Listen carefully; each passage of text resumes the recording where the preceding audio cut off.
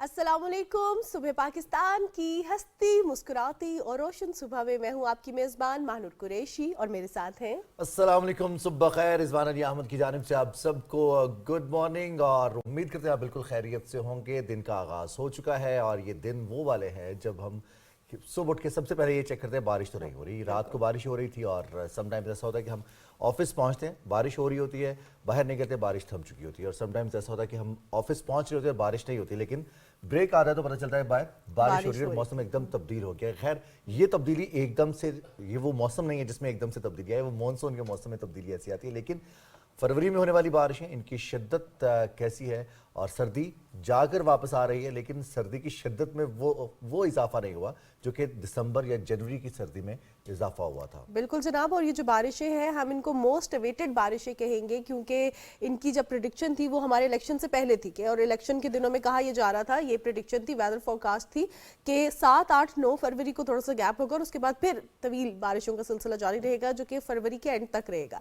लेकिन ऐसा नहीं हुआ, क्योंकि हम देख रहे हैं कि क्लाइमेट चेंज का जो असर है वो पाकिस्तान भी उससे मुतासिर हो रहा है और ऐसा नहीं हुआ। बारिशें हुई हैं, कल बहुत अच्छा मौसम हो गया, लेकिन वही जैसे रिजवान ने बात की कि सर्दी की शिद्दत में इजाफा उस तरह नहीं हुआ, लेकिन मॉडरेट है कि जो धूप निकलती है दरमियान में, जब बारिशें थमी और धूप आई और उस धूप की हिद्दत इतनी ज़्यादा थी, ऐसा लग रहा है टेम्परेचर्स एकदम राइज किए। 25, 26, 27 डिग्री सेंटीग्रेड तक भी टेम्परेचर्स ऑब्जर्व किए गए पाकिस्तान के मुख्तलिफ हिस्सों में और 29 डिग्री सेंटीग्रेड तक भी टेम्परेचर्स गए हैं फरवरी में ही। और नॉर्मली हम देखते हैं कि फरवरी में बड़े आराम से और ग्रेजुअली इजाफा होता है टेम्परेचर्स में। बिल्कुल ऐसा ही है। और अब हम देख रहे हैं कि टेम्परेचर थोड़ा सा जो है अब बेहतर हुआ है बारिश की वजह से। आई होप सो कि ये वीक भी अच्छा गुजर जाएगा, ज़रा खुशगवार गुजर जाएगा, क्योंकि जो हम गूगल पे वेदर फोरकास्ट चेक करते हैं रिजवान, वो कुछ हो रही होती है, उसमें तो ये कहा जा रहा है कि अब थोड़ा सा मौसम मॉडरेट रहेगा इस हफ्ते और उसके बाद जो है लेट्स सी कि जब हमारा रमज़ान स्टार्ट होगा नेक्स्ट मंथ तो क्या वेदर कंडीशन होती है। एक्सपर्ट से ये भी पूछते रहे ना कि ये जो एप्लीकेशंस के ऊपर वेदर की अपडेट आ रही होती है ये कितनी ऑथेंटिक होती है, इसमें ये डाटा कहाँ से आता है, महकमा मौसमियात हमारा है या फिर यूनिवर्सल जो कोलैबोरेशंस होते हैं मुख्तलिफ ममालिक के मौसमियात के महकमे हैं उनकी जानिब से जो प्रेडिक्शन की जाती है, क्योंकि बहुत सारी प्रेडिक्शंस ऐसी होती हैं जिनके बारे में कहा जाता है लेकिन फिर कुछ ऐसा होता है, हवा का दबाव तब्दील होता है, मौसमी तगय्युरात होते हैं जिसकी वजह से बारिश या फिर वो आंधी तूफान या फिर मौसम की जो प्रेडिक्शन की होती है वो एज इट इज़ नहीं होती। बिल्कुल जनाब। जहां मौसम के हवाले से बात करें तो महकमा मौसमियात के मुताबिक कश्मीर, गिलगित बल्तिस्तान, बालाई खैबर पख्तूनख्वा, खित्ता पोठोहार, इस्लामाबाद और शुमाली मशरकी पंजाब और शुमाल बलोचिस्तान में गरज चमक के साथ बारिश का इम्कान है। इसके साथ साथ पहाड़ों पर बर्फबारी का भी इम्कान है। और जो बर्फबारी हुई है इस दौरान अभी जो गुज़श्ता 3 से 4 दिन में मौसम तब्दील हुआ और इसमें जो बर्फबारी हुई है उसके बाद हम देखते हैं कि ख़ास तौर पर कश्मीर में, पाकिस्तान के बालाई इलाकों में, गिलगित बल्तिस्तान, स्कर्दू, वहाँ पर लैंड स्लाइडिंग भी हुई है, मुख्तलिफ जगह पर शहरात जो है वो बंद हुई हैं। ताहम मुसाफिरों को रेस्क्यू करने के लिए भी इमदादी इदारे मुतहर्रिक हैं, जबकि रास्ते क्लियर करने के लिए भी इमदादी इदारे मुतहर्रिक हैं। मौसम कैसा रहेगा आने वाले दिनों में? अब 3 दिन की प्रेडिक्शन थी कि ये बुध तक बारिशें रहेंगी, अब फर्दर क्या है इसी हवाले से बात करेंगे। हमारे साथ बाहिर साहबजाद खान साहब मौजूद होंगे महकमा मौसमियात से और उनसे जानेंगे कि क्या सूरत हाल है मौसम की एक्चुअल। अब इसको हम ये भी नहीं कह सकते कि ऑन ग्राउंड क्या सूरत हाल है। अस्सलाम वालेकुम माहिर साहब। वालेकुम अस्सलाम। कैसे आप? ठीक है बिल्कुल, अल्लाह का करम है। माहिर साहब, ये जो बारिशों का सिलसिला शुरू हुआ है और हम बहुत खुश हैं इसको लेके, ये कब तक जारी रहेगा? आज मंगल है, ये आज रात तक तकरीबन निकल जाएगा पाकिस्तान से, यानी मैदानी इलाकों में तो ये आप कह सकते हैं कि लाहौर तक पहुंचा है वेदर, वहाँ पे हल्की बारिश हुई है, गुजरांवाला, गुजरात, फिर ये जो शुमाल आप कह रहे हैं कि मशरकी पंजाब के इलाके थे, यहाँ पे अच्छी बारिश हुई है। ख़ास तौर पे जो पोठवार का इलाका था जहाँ पे फसलों के लिए जो पानी की बड़ी अशद ज़रूरत थी, गंदम की फसल काफ़ी मुतासर हो रही थी, उसके लिए तो ये रियली आप कह सकते हैं कि बराने रहमत साबित हुई है। उसके अलावा एक हम चीज़ और का इंतज़ार कर रहे थे कि जी हमारे पास इस साल स्नोफॉल जो थी वो बहुत कम हुई थी। गो ये स्नोफॉल भी हुई है, लेकिन इसका थोड़ा सा फ़ायदा इतना नहीं होगा कि ये अकमुलेट हो के हमारे लिए गर्मियों में पानी का सोर्स का ज़रिया बन सके, क्योंकि ये अभी टेम्परेचर आपने देखा होगा कि टेम्परेचर काफ़ी ज़्यादा हो गए और वो स्नो अकमुलेट नहीं करेगी, वो साथ ही मेल्ट हो जाएगी। मार साहब, आपने कहा कि बारानी इलाकों में ज़रूरत थी बारिश की, भल सफाई की वजह से पंजाब के मैदानी इलाकों, सेंट्रल पंजाब, जनूबी पंजाब में भी, और ख़ासतौर पर जो टेल के इलाके हैं जहाँ पर नहरें अपने टेल पे पहुँचती हैं, वहाँ पानी की अशद ज़रूरत है। लेकिन बहुत सारे इलाके ऐसे हैं वहाँ पर जहाँ पर मौसम तो बनता है लेकिन बारिश नहीं होती है। बिल्कुल आपने ठीक कहा वहाँ पे। अच्छा पहले आपने बात की कि जी बारिश की फोरकास्ट जो थी काफ़ी ज़्यादा दिन थी, लेकिन ठीक है वो मॉडल जो थे वो हमें बता रहे थे, लेकिन आपने देखा होगा कि क्लाइमेट चेंज ने इतना इफ़ेक्ट किया हुआ है हमें कि आज से अगर हम 30-40 साल पहले चले जाते हैं ना, तो बादल आते थे और मुसलसल बरसते रहते थे, और उनमें फ़र्ज़ करो जी हम कहते थे कि जी 50 मिलीमीटर बारिश 30-40 साल पहले, ऐसे 10 साल पहले दिसंबर खुश्क नहीं में होता भी था। दिसंबर खुश्क नहीं होगा। अच्छा, लेकिन अब क्या है कि अब एकदम ही उतनी बारिश हो जाती है जितनी 4 या 5 दिन में होती है, तो वो जो क्वांटिटी ऑफ जो आपका हाइड्रोलॉजिकल साइकिल है एटमॉस्फेयर में, वो सारा उसी पे ही ख़त्म हो जाता है। अभी भी आप देखें कई जगहों पे 76 मिलीमीटर दीर या इन इलाकों में हुई है, कश्मीर में अच्छी बारिश हुई है, रावलाकोट में 56 मिलीमीटर है। फिर उसके अलावा बर्फ़बारी जो है वो 17 इंच जो है वो कलाम में हुई है, और गिलगित स्कर्दू ये सारे इलाके जो है वो बारिश से काफ़ी ज़्यादा इफ़ेक्ट हुए, और वहाँ पे जो हाई जो माउंटेन है वहाँ पे स्नोफॉल जो है वो भी काफ़ी ज़्यादा हुई है। लेकिन ये है कि जी वो हम जो कहते थे ना कि सिस्टम चलता रहेगा, अभी भी कश्मीर या वो जो हमारे इंतहाई शुमाली इलाके हैं वहाँ पे इस वक्त भी बारिश हो रही है हल्की, और कहीं पे तेज़ भी है, लेकिन ये सिलसिला आज निकलेगा और उसके बाद अगला मुझे एक हफ़्ते तक तो कुछ नहीं नज़र आ रहा। लेकिन ये हफ्ता आपका टेम्परेचर के हिसाब से, चूँकि कोल्ड वेव इफ़ेक्ट कर गई है, और ये जो है वो तकरीबन आप कह सकते हैं कि पंखे चल जाएंगे। पंखे नहीं चलेंगे इसमें पंखे नहीं चलेंगे, लेकिन आगे आने वाले दिनों में आप कह सकते हैं। लेकिन ये है कि जो मॉडल्स हमें बता रहे हैं उसमें मार्च में भी बारिशों का स्पेल आएगा इंशाल्लाह, वो बारिशें होंगी, और रमज़ान का आगाज़ भी अच्छा होगा, रमज़ान अच्छा तकरीबन गुजरेगा। तो इंशाल्लाह ये चीज़ें जो है ना, ख़ास तौर पे ये बारिश तो, और या इससे पहले जो एक बारिश का स्पेल था, ये फसलों के लिए बहुत अच्छा था। आपने दूसरी बात की है कि जी मैदानी इलाकों में जो कि भल सफाई के बाद, लेकिन मैदानी इलाकों में फिर भी आजकल नहरें तकरीबन नहरों में पानी आ गया है, रिजर्वायर हमारे उनको काफ़ी सपोर्ट मिली होगी इस बारिश से, जो है ना काफ़ी अच्छी सपोर्ट मिली होगी, वहाँ पे पानी आया भी है, और वो इंशाल्लाह वही हमारे मैदानी इलाकों को सराब करेगा। सही। अच्छा मार साहब, जिस तरह आपने कहा कि अगले महीने भी बारिशों का जो है वो प्रेडिक्शन है, फोरकास्ट है कि इंशाल्लाह बारिशें होंगी, क्या अब ये जो साल का शुरू है इस पे एक्सपेक्टेशन से कम बारिशें हुई तो पूरा साल ये जो गर्मी की सूरत हाल है वो कैसी रहेगी? पिछले साल भी ऐसा हुआ कि कुछ दिन जून के ऐसे थे और मई के एंड के तो बहुत एक्सट्रीम गर्मी थी रावलपिंडी इस्लामाबाद में, और हीट वेव कराची में भी आई, मौसम जो था बहुत ज़्यादा गर्म हो गया था। तो इस साल की क्या देखें,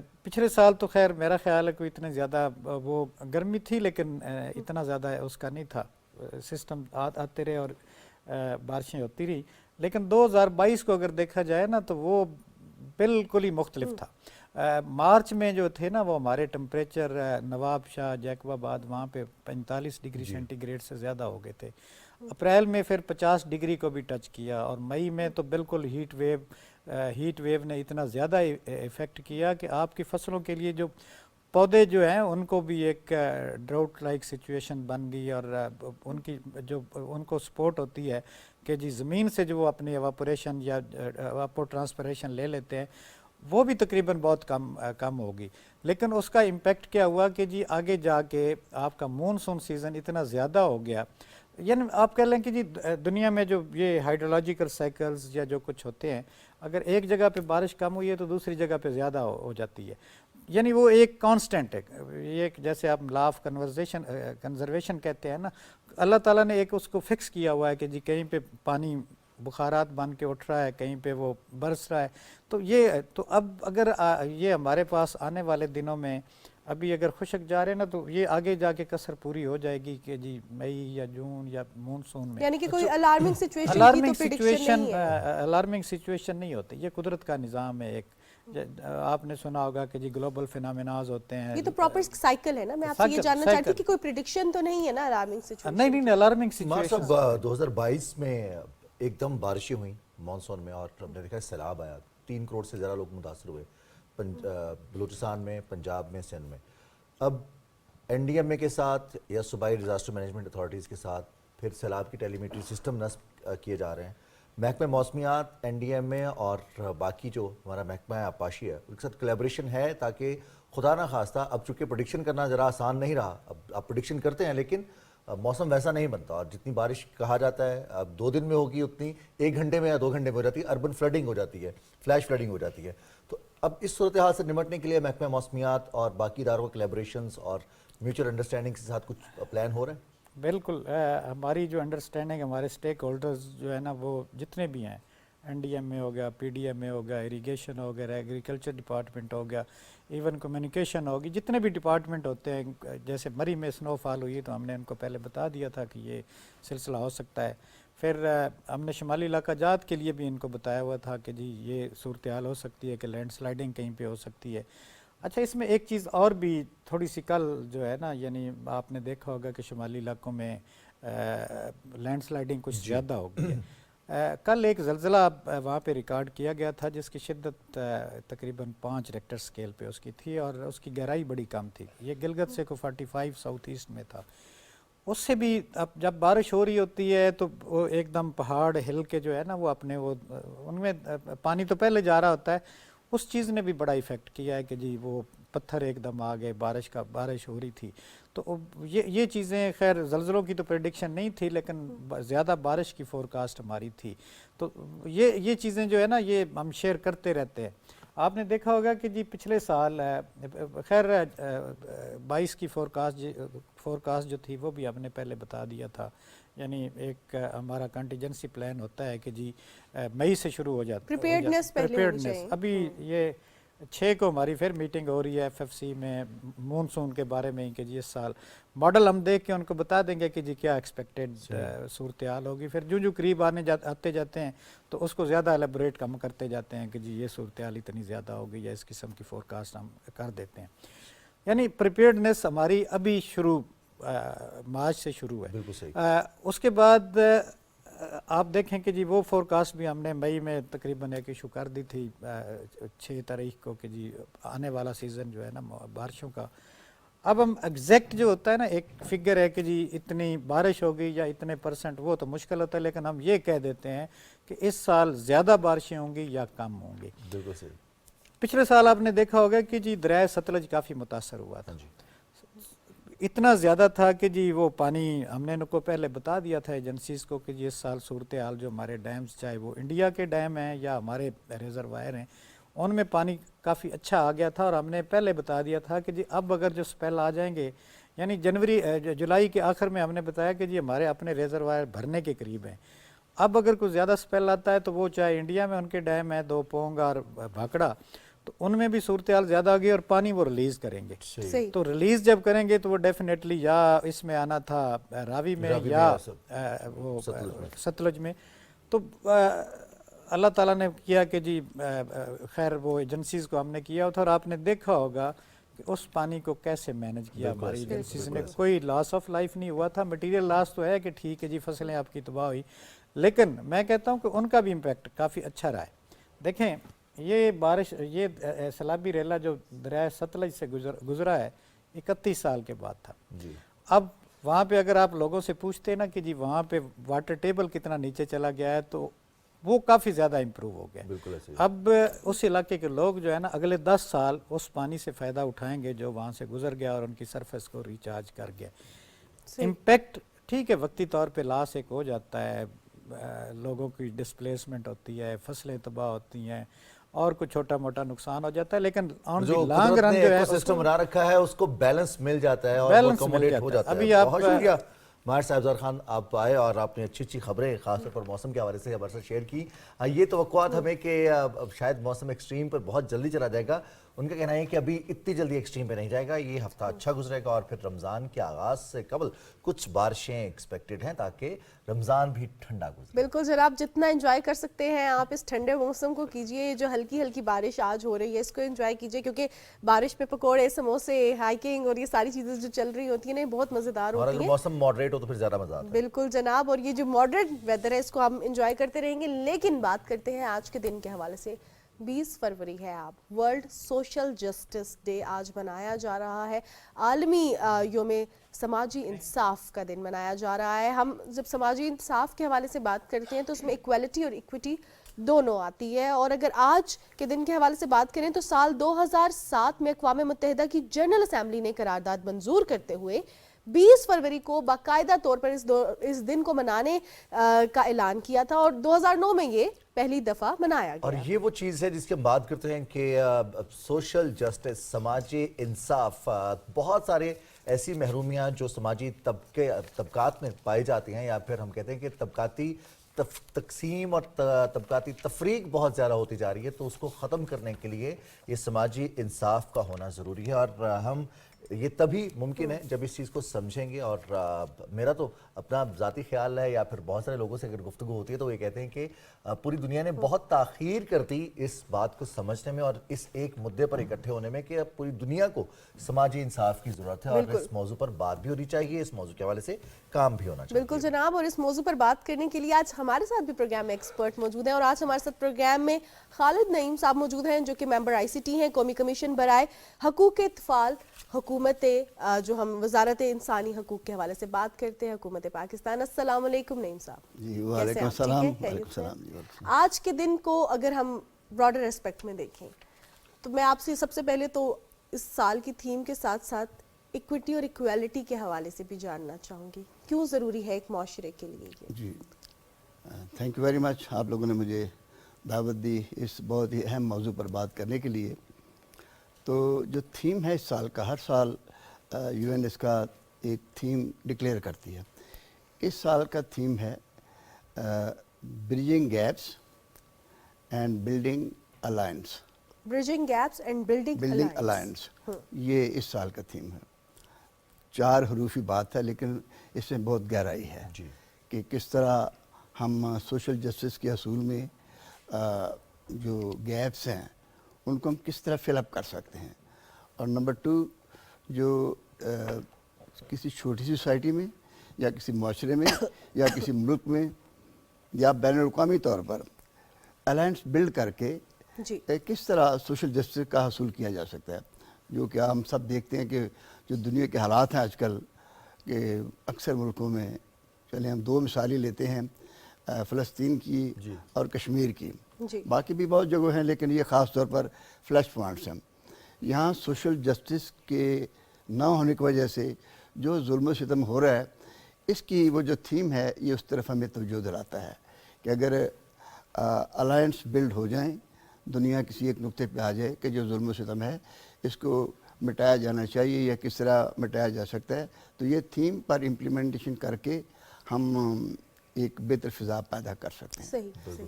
तो ये तो जो हम अपने इक्विटी और इक्वालिटी की बात की थी महानूर ने जी, तो उस हवाले से भी नाज़रीन को आगाह कीजिए कि ये कितनी ज़रूरी है। ये सोशल जस्टिस के चंद एक बुनियादी असूल हैं जिसमें तो यानी जो रिसोर्स तक रसाई, पहला असूल ये है हर इंसान की, चाहे वो किसी उसका मज़हब, किसी रंग, किसी नस्ल से तल्लुक़ हो, उस तक ये रिसोर्स तक रसाई उसका हक़ है और उसको पहुँचाने के लिए हुकूमत और मुआशरा पूरी तरह काम करे। इक्विटी यानी मसावत भी उसमें उसका बड़ा अहम अंसर है कि मसावत सब इंसानों में हो। इक्विटी का बड़ा आसान सा मतलब ये है कि अपनी क्वालिफ़िकेशन, अपने हालात, अपने वाक़यात के मुताबिक उसको इक्विटी में लाया जाए।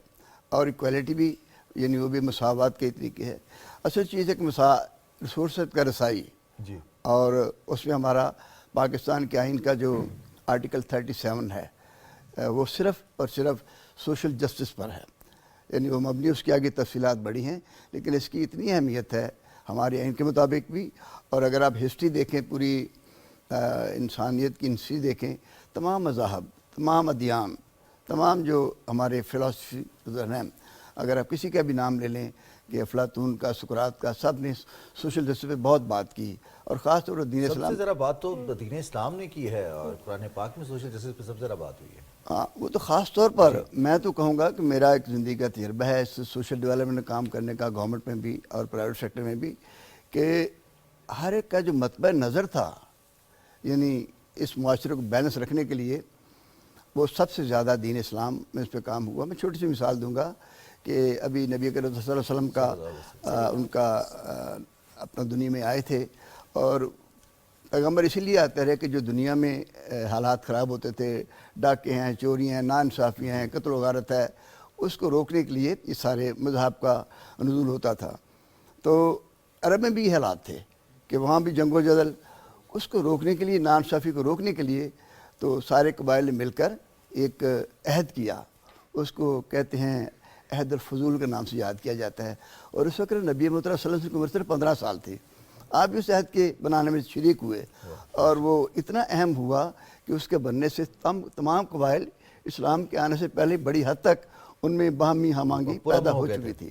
تو اسی کو جب نبی اکرم صلی اللہ علیہ وسلم پر یعنی نبوت کا نزول ہوا, نبی پیغمبر وہ ڈکلیئر ہو گئے, تو انہوں نے کہا کہ میری اس جو ابتدائی زندگی ہے میں اپنے بہت ساری چیزوں کو کمپرومائز کر سکتا ہوں, لیکن وہ جو عہد تھا اس پہ میں کمپرومائز نہیں کر سکتا. اسے کہہ لیجئے کہ سوشل جسٹس کی کتنی بڑی اہمیت ہے اور اس عہد کی کیا اہمیت ہے. اچھا نعیم صاحب, آپ سے میں یہ جاننا چاہوں گی, جب ہم سوشل جسٹس کے حوالے سے بات کرتے ہیں تو ہر ایج گروپ کو یہ ریکوائرڈ ہوتا ہے, خاص طور پہ بچوں کو. ہم دیکھتے ہیں کہ ایک کلاس میں بچے جب پڑھے ہوتے ہیں, بہت ویلنریبل سٹیج ہوتی ہے زندگی کی, بہت باتوں کو فیل بھی کرتے ہیں, تو وہاں پہ بھی جب جسٹس نہیں ہو رہا ہوتا, یا ہمارا معاشرہ ہی ایسے ڈیزائن ہوا ہوتا ہے سوشل کلاس, فائنینشیل کلاس کی بنا پر ایک دوسرے کی جو بلنگ ہوتی ہے, یہ کتنا امپیکٹ کرتی ہے ہمارے معاشرے کو ایک بری طرف لے کے جانے میں؟ دیکھیے, بچہ کسی بھی قوم کا ایک بہترین سرمایہ ہے. ہمارے ملک میں بدقسمتی سے بچے کی اہمیت کو ہم اگر جان بھی پائے ہیں تو اس پر ہم عمل نہیں کر سکے. یعنی اس سے اندازہ کیجئے کہ ہم نے بچوں کے حقوق کو نہیں پہچانا یا نہیں جانا. اس وقت پورے معاشرے کی بھی ذمہ داری, صرف میں اسٹیٹ کی ذمہ داری نہیں کہوں گا, معاشرے کی بھی ذمہ داری ہے. اس وقت ان کا حق نہ دینے سے تقریباً 2.5 کروڑ, ویسے ایگزیکٹ جو فگر بتائی جاتی ہے 26.2 ملین بچے اسکول سے باہر ہیں. اور اسکول کے باہر ہونے کی وجہ سے جو ان کے ساتھ باقی زیادتیاں ہوتی ہیں, جیسے چائلڈ لیبر میں, اور اس کے بعد جو یہ پریزن میں جو بھی جوینائلز ہیں جیلوں میں, اس کے بعد اسٹریٹ چلڈرن ہیں, اس کے بعد جو اس میں ڈرگس میں انوالو ہیں, یہ سارے, اور سب سے بڑا مسئلہ چائلڈ لیبر, چائلڈ ٹریفکنگ کا بڑا اہم ایشو ہے. ابھی ہم نے ہمارے ڈپارٹمنٹ نے ایک اس پہ پالیسی بریف ہی بنایا چائلڈ ٹریفکنگ پہ, اور اس کے اتنے گمبھیر مسائل ہیں. میں خاص طور پر توجہ دوں گا بچے کی تعلیم پر, جو ہر مذہب نے, اور خاص طور پر سوشل جسٹس کی جب بات کریں تو پہلی بات یہ ہوتی ہے کہ اس کا بنیادی حق تعلیم ہے. اور اسی طرح ہمارے کانسٹیٹیوشن میں بھی اس پہ بہت زیادہ زور دیا گیا ہے.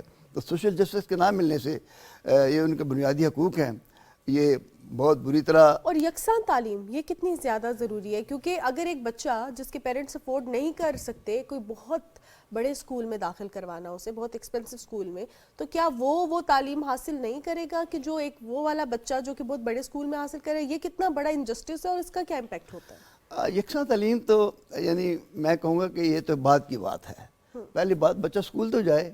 آپ کو جو 2.5 کروڑ بچے اسکول سے باہر ہیں, وہ اسکول جائے گا تو پھر ہم یکساں تعلیم پہ پچھلے کافی کام ہوا. اس میں ایک بنایا گیا نیشنل کریکولم بنایا گیا, اس سے کام ہوا, سنگل نیشنل اسینسی بنایا گیا, اس سے کام ہوا کچھ, لیکن اس کی امپلیمنٹیشن بڑی کمزور ہے. اصل بات یہ ہے کہ ہمارے قوانین بھی بن جاتے ہیں, پالیسی بن جاتی ہیں, لیکن اس میں جو عمل درآمد ہے وہ بڑا ویک ہے. خالد نعیم صاحب, ہم سماجی انصاف کی جب بات کرتے ہیں, معاشرے کی تشکیل کی بات کرتے ہیں, تو 2 پہلو جس پر بہت زیادہ بات ہوتی ہے, ایک بچے اور دوسرے خواتین. بڑی تعداد میں مرد حضرات ہیں جو کام کر رہے ہیں اور مختلف حیثیت میں کام کر رہے ہیں, مزدور سے لے کر ایک پرائم منسٹر تک سب کام کر رہے ہیں. پھر جب حقوق تلفی کی بات آتی ہے تو اس کا شکار مرد بھی ہوتے ہیں, چاہے وہ کسی کا سب آرڈینیٹ ہے, کسی جگہ پر کام کر رہا ہے, کسی کے گھر میں ملازمت کر رہا ہے, کوئی ڈرائیور ہے. ان کے لیے سماجی انصاف ان کو سمجھنا اور ان کے مسائل کو ایڈریس کرنا, کیونکہ کہا یہ جاتا ہے کہ وہ اپنے مسائل شاید اس طرح سے کھل کے ڈسکس نہیں کرتے, نہ ہی وہ ڈسکشن پینلز کا حصہ بنتے ہیں. جو ہمارے معاشرے میں بنیادی وجہ بنتی ہے, وہی سٹریس گھر میں جاتا ہے اور وہی سٹریس بچوں میں منتقل ہوتا ہے. کتنا ضروری ہے سماجی انصاف کا تقاضا کہ جو مرد حضرات ہیں ان کو بھی اس پہلو پر ایڈریس کیا جائے, انہیں بھی سماجی انصاف فراہم کیا جا سکے؟ بالکل بڑا اہم نقطہ ہے. اور عام طور پر جب ہم بات کرتے ہیں یہ جو انجسٹس کی یا سوشل جسٹس کی فراہمی نہ ہونے پر, ہم خواتین اور بچوں کی بات کرتے ہیں، اگرچہ وہ زیادہ ولنریبل ہیں. خواتین کے مسائل بڑے گمبھیر ہیں، بہت سارے ہیں جن پہ بات کی جا سکتی ہے، لیکن جو مردوں کے بارے میں ہم بہت کم بولتے ہیں کہ یہ کس قسم کی ناہمواریوں کا شکار ہیں. سب سے بڑی جو ہمارا مسئلہ ہے سوشل پرابلم میں اس وقت سب سے بڑا مسئلہ ان امپلائمنٹ ہے کہ لاکھوں یوتھ خاص طور پر اور وہ لوگ جو جن کو جاب پہ جانا چاہیے وہ جاب سے باہر ہیں. اس کے بعد پھر جو ناانصافی ہوتی ہے جاب پر، خاص طور پر پرائیویٹ سیکٹر میں. سرکاری سیکٹر میں پھر بھی کچھ نہ کچھ یعنی سہولیت مل جاتی ہیں، لیکن پرائیویٹ سیکٹر میں ان کے ساتھ یعنی ٹائمنگز میں، ان کے ویجز میں اور ان کے باقی جو وہاں رویے ہوتے ہیں مالکان کے، جو امپلائر کے، وہ سب دیکھا جائے تو بہت زیادہ وہ بہت سارے ہم دیکھتے ہیں کہ ایون پرائیویٹ سیکٹر میں بھی ٹرکل ڈاؤن ایفیکٹ ہے جو فیملی کو متاثر کرتا ہے. اسی گھر کے اسی فرد کے بچے ہیں، اس کی بیوی ہے، اس کے بہن بھائی ہیں، اس کے والدین ہیں. سماجی انصاف کا آغاز اگر یہاں سے ہوگا تو شاید ہم باقی سیگمنٹس کو بچا لیں گے، بچوں کو ولنریبل ہونے سے بچا لیں گے، خواتین کو ولنریبل ہونے سے بچا لیں گے. جو پریشانیاں وہ اپنے جاب سے لے کر آتا ہے وہ ساری بھی گھر میں ٹرکل ڈاؤن ہوں گی، اس کی وائف پر، اس کے پیرنٹس پر، بچوں پر. تو یہ بہت ضروری یہ پوائنٹ ہے کہ جاب ان کو جو جاب اپرچونیٹیز ہیں جہاں پہ جاب ان کا ہے وہاں پہ حالات بہتر ہوں، اور اس کے لیے مختلف قوانین بنائے گئے ہیں. ILO نے بنائے ہیں، ہماری اپنی گورنمنٹ نے بنائے ہیں، ہماری سول سوسائٹی نے بنائے ہوئے ہیں. اگر ان کو ریگولیٹ کیا جائے تو یہ حالات بہتر ہو سکتے ہیں اور آگے جا کے سوسائٹی پہ اس پہ بڑے مثبت اثرات پڑ سکتے ہیں. بالکل. بہت شکریہ خالد نعیم صاحب، آپ کے قیمتی وقت کا. ورلڈ سوشل جسٹس ڈے کے حوالے سے ہم بات کر رہے تھے، اور سوشل جسٹس کے حوالے سے جب بھی بات کی جائے تو ہمیں ہر سیکٹر کو اور ہر ایج گروپ کو مد نظر رکھنا ضروری ہے، کیونکہ یہ سوشل جسٹس ایسا نہیں ہوگا کہ بچے ہیں وہ سمجھ نہیں رہے، اگر آپ انہی کو جسٹس پرووائڈ نہیں کریں گے تو وہ with the passage of time ایسا مائنڈ سیٹ لے کر زیادہ محسوس کرتے ہیں اس چیز کو. اگر آپ 2 بچے موجود ہیں، 3 بچے موجود ہیں، کسی ایک کو آپ اس کو فیورٹزم کر رہے ہیں اور باقی 2 بچوں کو ڈانٹ رہے ہیں، کسی ایک کو ڈانٹ رہے ہیں اور 2 کو آپ نہیں ڈانٹ رہے، تو اس چیز کو زیادہ محسوس کرتے ہیں اور باقاعدہ آبزرو کرتے ہیں، کیونکہ بچے وہ کرتے ہیں جو وہ دیکھتے ہیں، وہ نہیں کرتے جو ہم وہ سنتے ہیں یا ہم انہیں کہتے ہیں. اچھا رضوان، اس حوالے سے ہم نے نا ایک کلپ بھی بہت زیادہ سوشل میڈیا پر وائرل ہوا کہ ایک بچے سے جو کہ بہت خوبصورت دیکھنے میں لگ رہا تھا، اسے بہت پیار کیا جا رہا ہے اور اس کے ارد گرد جو اس کے دوست ہیں وہ کھڑے دیکھ رہے ہیں. تو ہم اس چیز کو بہت لائٹر لے لیتے ہیں، لیکن جو دوسرے بچے ہیں وہ بہت زیادہ فیل کر رہے ہوتے ہیں. تو اس چیز میں ہم نے بہت احتیاط کرنی ہے کہ جب بھی خاص طور پہ بچوں کے ساتھ برتاؤ رکھیں، اگر کسی کو کچھ دے رہے ہیں، کم بھی چیز ہے تو بانٹ کے دیں، تاکہ بچہ اپنے مائنڈ میں یہ نہ سوچے کہ شاید میری آؤٹر لک یا میرا فائنینشیل بیک گراؤنڈ یا میرا سوشل بیک گراؤنڈ ڈفرینٹ ہے جس وجہ سے میرے ساتھ اچھا برتاؤ نہیں کیا جا رہا. اب ذرا رخ کرتے ہیں آرٹ، لٹریچر اور ذرا کلچر کا، اور جہاں ہم آرٹ، لٹریچر اور کلچر کے حوالے سے بات کرتے ہیں تو غلام محمد قیصر جدید دور کے شاعر، ان کی شاعری میں جدت آتی ہے، جدید دور کے کہیں یا نہ کہیں، لیکن جب ہم شاعری پڑھتے ہیں نا تو رضوان آج سے 20 سال بعد بھی جب کوئی شخص شاعری پڑھے گا ان کی تو اس کو لگے گا شاید یہ میرے پر ہی لکھی گئی ہے. اچھا، یہ شاعری کی صنف بھی ہیں اور بہت سارے شعراء جو ہیں وہ مختلف شعراء کے حوالے سے یہ لفظ استعمال کرتے ہیں، پھر جو ناقد ہوتے ہیں وہ بھی یہ لفظ استعمال کرتے ہیں کہ یہ جدید دور کا شاعر ہے، یہ جدید شاعر ہے. ان کی جدت میں ایسی کیا خاص بات، ان کی شاعری میں ایسی کیا خاص بات ہے، اس حوالے سے رپورٹ دیکھتے ہیں. غلام محمد قاصر اردو کے ممتاز شاعر، ڈرامہ نگار اور نقاد تھے. وہ 20 فروری 1999 کو 55 سال کی عمر میں اس دار فانی سے کوچ کر گئے. غلام محمد قاصر 4 ستمبر 1944 میں خیبر پختونخوا کے علاقے پہاڑپور میں پیدا ہوئے. انہوں نے ابتدائی تعلیم اپنے آبائی شہر سے حاصل کی اور میٹرک کے بعد بطور استاد ملازمت کر لی. اس کے ساتھ ساتھ تعلیمی سلسلہ بھی جاری رکھا. 1975 میں ایم اے اردو کرنے کے بعد مردان میں لیکچرار مقرر ہوئے. اس کے 2 سال بعد ان کا پہلا شعری مجموعہ شائع ہوا جسے ادبی حلقوں میں بہت پذیرائی ملی. ان کے 3 شعری مجموعے تسلسل، 8واں آسمان بھی نیلا ہے اور دریائے گما شائع ہوئے. قاصر کو جدید اردو غزل کا نمائندہ شاعر قرار دیا گیا ہے. یہ وہ واحد ادیب ہیں جنہیں وفات کے بعد صدارتی تمغہ برائے حسن کارکردگی سے نوازا گیا. جی جناب، جہاں پہ ہم شاعری کے حوالے سے اور جدید دور کے شاعر کے حوالے سے بات کر رہے تھے تو رضوان، جب ہم شاعری کے حوالے سے بات کرتے ہیں تو یوتھ ہمارے مائنڈ میں آتی ہے، کیونکہ ایک ٹائم ہوتا ہے لائف کا جب ہم شعر و شاعری بہت پڑھ رہے ہوتے ہیں، سن بھی رہے ہوتے ہیں، لیکن وہ بہت گہرا اثر رکھتی ہے. ہمارے جذبات بھی ایسے ہوتے ہیں کہ ہمیں ترجمانی کی ضرورت پیش آتی ہے اور پھر ہم ان شعراء کو پڑھتے ہیں، ان کی شاعری پڑھتے ہیں یا پھر اس طرح کا کانٹینٹ پڑھتے ہیں جو ایکچوئل میں ہمیں لگتا ہے کہ ہم ریلیٹ کر پا رہے ہیں، کہیں ہمارے جذبات کی نمائندگی ہو رہی ہے. وہ الفاظ جو ہمیں نہیں مل رہے تھے وہ ہمیں اس شاعری میں مل رہے ہیں اور پھر جو اب حالات و واقعات ہوتے ہیں. اب یہ کہا جاتا ہے کہ مختلف خطے ایسے ہیں جہاں پر حالات و واقعات کے حساب سے شاعری ہوتی ہے, اور کچھ شعراء ایسے ہوتے ہیں جو شعراء آفاق ہوتے ہیں اور ان کو پوری دنیا میں پذیرائی ملتی ہے. حضرت اقبال کی بات کریں تو حضرت اقبال کا جس طرح سے ترجمہ کیا گیا ہے, نہ صرف ان کی فارسی کے کلام کا اردو میں ترجمہ ہوا, پھر مختلف زبانوں میں ترجمہ ہوا, انگریزی میں ترجمہ ہوا, جرمن میں ترجمہ ہوا اور پڑھایا گیا. اس کے علاوہ ہم دیکھتے ہیں باقی شعراء کے ساتھ بھی, اور پھر انہی سے متاثر ہو کر بہت سارے لوگ ایسے ہیں جن کو یہ محسوس ہوتا ہے کہ شاید اب لٹریچر کو یا پھر شاعری کو, ادب کو اس طرح سے اہمیت نہیں دی جا رہی. چیلنجز ہیں, رکاوٹیں ہیں, مشکلات ہیں, تو انہیں کام کرنا چاہیے اس حوالے سے تاکہ اس فیلڈ کو بچایا جا سکے اور جو نوجوان ہیں جن کی جذبات کی ترجمانی ہوتی ہے وہ محروم نہ ہوں. بالکل جناب. اور جہاں ہم شاعری کی اور آرٹ کے حوالے سے بات کرتے ہیں اس کو کہتے ہیں کہ یہ باؤنڈریز کی محتاج نہیں ہوتی. یہ ایسا نہیں ہے کہ اگر آپ اپنے ملک کے شاعر کو پڑھیں تو تبھی آپ فیل کر سکیں, آپ ریلیٹ کر سکیں, بلکہ آپ کسی بھی ملک کی شاعری کو پڑھیں, کسی بھی ملک کے شاعر کو پڑھیں, ان کے رائٹ اپس پڑھیں, ان کا آرٹ دیکھیں تو ہم اس کو ریلیٹ کر سکتے ہیں. تو آج بھی ذرا ہم باؤنڈریز کراس کرتے ہیں رضوان, اور رخ کرتے ہیں ذرا امریکن شاعر کا جو آج ہمارے درمیان موجود ہے. فن کی کوئی سرحد نہیں ہوتی. بالکل جناب, فن کی کوئی سرحد نہیں ہوتی. اور آج ہمارے ساتھ پروگرام میں مائیکل سریلی موجود ہے جو کہ فاؤنڈر ہے national youth poet laureate programme کے, اور ان کا 20 سال سے زائد کا ایکسپیرینس ہے آرٹ اور شاعری اور کلچر کے حوالے سے, لیکن دیکھنے میں وہ لگتے نہیں ہیں. اس کے ساتھ ساتھ ہمارے درمیان آج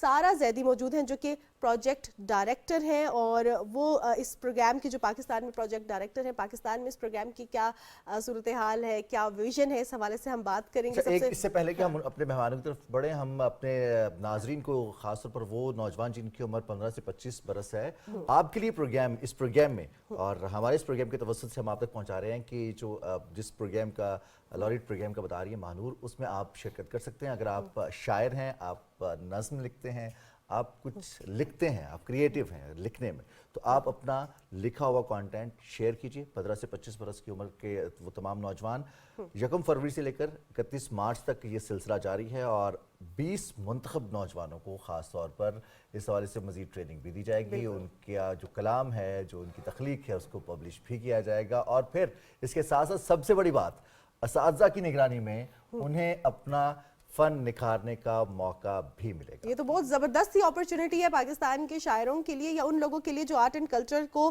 بہت زیادہ اہمیت دیتے ہیں. So we are having Michael سریلی with us. Hello and welcome to the show, Michael. Hi, how are you? Thanks for having me. Thank you so much for taking out time. Michael, I want to know about this National Youth Poet Laureate program and what's happening according to this program in Pakistan. Excellent. Well, the program is an offshoot of an incredibly popular program in the US that celebrates regional poets from across the country. So there's basically over 100 regions across the United States that have their own poet laureate, and this is the first time that we're bringing the program internationally. So the idea is that we are on a search for the top young poets in Pakistan, ages 16 to 25 years old. And we really want to celebrate them at a national level and put them on the biggest platforms and really just show that there's a lot of incredible young talented writers here in Pakistan. We know that. We've already met a lot of them, and that's the goal of the program. So basically you're the founder of it. So what was your mission and vision when you have started this program? The vision was really to show that we already understood that a lot of young writers had things to say that were important, and that they could be on the same level as our established poets that maybe teach in universities and are very well published poets. So the idea was to create a platform for these young writers. And when we understood that they could be in the same places as the adult counterparts, the sky was the limit. So we've seen poets read at the U.S. Capitol building, the Library of Congress, in the United Nations. So the idea is that we have these powerful young writers, and we know that they exist in every country, especially a country like Pakistan where poetry is part of the culture. Yeah. سارا زیدی صاحب, آپ کو خوش آمدید کہتے ہیں, اور پاکستانی نوجوان, پاکستانی شاعری اور خاص طور پر اردو ادب کی شاعری کی بات کی جائے تو, اور اس میں یہ بھی شامل ہے کہ کوئی نوجوان اپنی ریجنل لینگویج میں اگر کچھ نظم لکھتے ہیں یا I think initially یہ جو پروگرام ہے, hopefully future میں ہم بہت سے لینگویجز کو انکلوڈ کر سکیں گے, لیکن فی الحال we're just asking for English or Urdu, the official and the national languages. And hopefully as the program grows, as بڑھتا جائے گا in the years to come, फिर regional languages भी include करेंगे. Okay, okay. As Sarah said that only Urdu and English poetry is included. So do you understand Urdu? Not Not that completely, much? but I can understand what's going on. Okay, that's Yeah. really great. So I can understand foods, which is probably one of the most important things to know. Right? yes, okay. So do you like Pakistani food? I love it. I love What it. do you like the most? I love chane for Oh, breakfast, okay. saag paneer, Oh, yummy. paratha, you know. Okay, that's Yeah. really What great. about Pakistani chai? I love Pakistani chai. You can't go anywhere without having Pakistani chai. I probably have about 20 a day while I'm here. Okay, that's really great. You are here in So- Pakistan from 1st of Feb and it will end 31st of March. Yes. And, Okay. Are you visiting different parts of Pakistan? Yes, so we're visiting Karachi, Islamabad, Lahore, and then we have partners from universities and organizations across the country. So really the program is open to any young writer. Okay. They don't have to have any specific qualifications or backgrounds. You know, anybody from any part of the country can submit 1 to 2 poems and hopefully they'll have Only a chance 1 to 2 win. pounds. Okay, that's really great. सारा आपसे मैं जानना चाहूँगी कि 25 साल तक के शायरों को इसमें जो है वो एक अपॉर्चुनिटी मिली है, तो क्या उसके बाद उनको ट्रेन किया जाएगा, कोई मेंटोरशिप प्रोग्राम होगी, आपके साथ किसी तरह वो इन टच रहेंगे इस प्रोग्राम के अंडर कि उनको आगे भी फैसिलिटेट किया जा सके और वो आगे इस चीज़ को, शायरी को या इस प्रोग्राम को आगे पहुंचा सकें? नहीं, एक्चुअली आई थिंक ये प्रोग्राम यूएस में जो हुआ है कि इनिशियली जो है मेंटोर्स 4 महीने के लिए मेंटोर करेंगे, वो पोर्टफोलियो डेवलप करेंगे उनके साथ, तो इट विल एक्चुअली इंक्रीज उनकी जो राइटिंग है वो बेहतर होगी, they will improve their writing. So it's a small like masters programme शायरी में, एंड देन उसके बाद जो है we'll have opportunities उनके साथ like काम करने का, like US में जो हुआ है कि ये जो बच्चे हैं they grow to have many opportunities Exactly. outside of poetry but also within poetry. Okay. And what's the procedure? Where can all these young poets, they can submit their poetry, their articles? Is there any platform? सिर्फ एक या दो poems and जो कुछ भी, it could be a ghazal, nazm, azad shairi at nationalpoem.org. So सिर्फ एक या दो submit करने पड़ेंगे poems and then एक दो questions fill करने What होंगे. about exceptions if someone is very creative and he's just crossed his 25th birthday and he's into 26? We are looking for opportunities for ourselves. Yeah, not possible now. Maybe we'll think of another program where you can Okay, the that's elder great. poets Okay. can That's really great. apply. Okay, Michael, I want to ask you the most important thing regarding this program, that why you chose Pakistan? I mean, Pakistan is a country rich with a poetic tradition. Yeah. So when you have a conversation with a person, sometimes they'll say a line of poetry to answer the question. You know, Yeah. so to be at a place like this where poetry has existed and been celebrated for Ab to adat thousands of hi hai. years. हमको you know. ऐसे जी रहे हैं. And then, you know, the energy, you know, when you go to a poetry reading in Urdu and the va-va-vas and just all the energy, it reminds me of poetry readings in New York City. You know, so this is just a perfect, you know, sister country to have a program like this start. An artist needs admiration, acknowledgement, and it's very important. So, They do. Urdu language is also included in this program. Do you have any Urdu poet on board with you in this program from Pakistan? Oh yeah, we have 10 mentors who will be working with the young writers from Pakistan. So 5 will be English speaking, 5 will be Urdu speaking.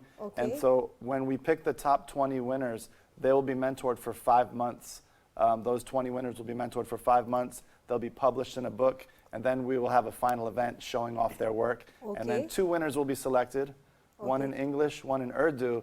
And the big prize that the U.S. Embassy in Islamabad just approved for us is that we get to take those 2 poets to perform in Washington, D.C. at the Kennedy Center. That's Right. huge, Sarah, and that's how very, did you think this program will bring more closer Pakistan and Americans if we talk about literature and culture? I think जब हम सोचते हैं ना, when we think about poetry, it's a universal language, just like maths. लोग कहते हैं कि maths universal language है, लेकिन आप जहाँ भी जाएं throughout the world, लोग वहाँ शायरी करते हैं. It's a form of expression. And so I think that that can only bring them closer. And bache jo hain, they're filled with emotion and expression. And wahan par bache bhi aise hi hain. So ek hi baat hai. And it's actually really beautiful to see jab bache ek saath aate hain, how many commonalities they have. So Michael, what kind of poetry do you like? Because you are in this field since last 20 years. So Yeah. what kind of poetry do you want to do, and what kind of poetry you want to read? I mean, I love poetry, especially from young people, where they celebrate their identity and where they're from, which is something that most young people can do. You know, you're proud of your culture, and you're also proud of where you live, where your neighborhood is. You know, if you're from Islamabad or Karachi or whatever, wherever you live, you have a sense of pride. So I love poems like that. Being here in Pakistan now, this is my 4th time here. I love the ghazal. You know, I love the traditional forms of poetry as well. But yeah, I just like honest, truthful poetry. So don't you like sad and miserable poetry? Where we are saying that we are the weakest and vulnerable ones. Yeah, I mean, if it's honest and truthful, you know, there's always a place for sad poetry as well. You know, mostly just expression that tells who you are. And poetry comes with the talent of singing. Yeah, Do you sing as well? or- I don't sing. You can hear my voice, it's always raspy. Can you share any of your poetry Your with own us? creation. I could. I have some poetry if you want to hear. Yeah, please, I don't please, have we want to anything hear. memorized. Maybe I'll just read a little part. So I have a poem that ends with the ghazal. Sure, so sure, please. I will read the end of that. Okay. There are no sacred texts revealed in my mother tongue, so this is why I struggle with the ghazal. Here the poems have filled the air for thousands of years. O Pakistan, there is so much muscle in your ghazal. Where I'm from, the history of verse is relatively terse. Surely I'll have trouble with the ghazal. The letters I work with, hard on the surface, they don't do this effort service. It's so difficult to be subtle with the ghazal. There's no way I can do it. Pen verses as fluid as Fez, Iqbal, or the Sufis. So please forgive this attempt, a sorry rebuttal to offer my praise of your beautiful ghazals. Wow, Zabardast, amazing. There's so much Wow. muscle in your ghazals. That's really amazing. I Shukriya. really love it. Thank you you. so much. Any message you want to give to the viewers and anyone who wants to participate in this program? I implore the poets, go to nationalpoem.org, read the guidelines. It's very simple. 1 to 2 of your best poems, talk about what you love, talk about your identity, your culture, where you live, and send some poems in for us. And who knows, maybe you'll be one of the top 20, and then maybe you'll even be one of the top 2 that comes to see us at the Kennedy Center I hope in so. A Washington. lot of people will try there. और Thank ये you. वो opportunities है हम अपने नाज़रीन को खासतौर पर नौजवानों को बता रहे हैं जो कि अगर आप तलाश कर रहे हैं तो ये आपके दरवाजे पर दस्तक दे रही है तो आज ही इस अपॉर्चुनिटी को अवेल कीजिए और आप अगर लिखते हैं तो वो ज़रूर भेजिए Thank you so much, Michael, Thank really for you. your time. Thank you Thank you very so much. much, Sarah Zaidi, Bahut for your shukriya. time. And Thank we you are so much. hopeful and we have a lot of best wishes for your program. Thank you so much Thank for you. taking your Thank you so time with us. और अब वक्त हुआ चाहता है कि हमें बढ़ना है न्यूज़ ब्रेक की जानिब क्योंकि जी, सर। वक्त बहुत कम रह गया वापस आएंगे हम न्यूज़ ब्रेक के बाद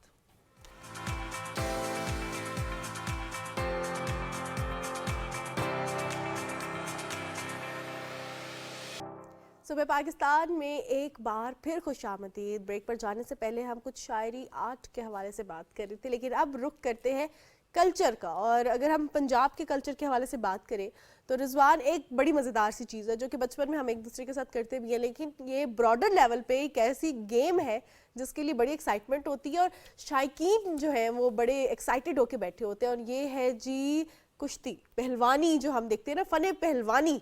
उसके हवाले से अगर पाकिस्तान में बात की जाए तो एक नाम बहुत ज़्यादा प्रोमिनेंट है और वो नाम है जी नासिर भोलू पहलवान का। 1982 में एशियन चैंपियन बने। पाकिस्तान में जदीद फ़न पहलवानी के हवाले से जो कारनामा सर अंजाम दिया, अब ये फुटेज देख सकते हैं जब नासिर भोलू पहलवान ने वतन अजीज़ का सब ज़िलानी परचम सर बुलंद किया एशियन गेम्स में। और इसके अलावा मुख्तलिफ इवेंट्स हैं जहाँ पर वो पाकिस्तान का नाम रोशन कर चुके हैं।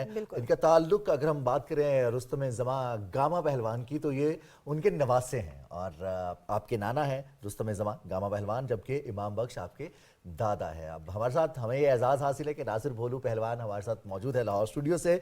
नासिर भोलू साहब अस्सलाम वालेकुम।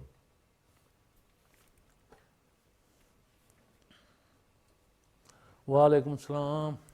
سر بہت شکریہ. اب فن پہلوانی اور پہلوان بننے کا خیال, اب تو آپ کے نانا ہیں, دادا ہیں, تو یہ تو خاندانی ایک روایت ہے. تھی آپ میں لگن کہ آپ نے بھی پہلوان بننا ہے؟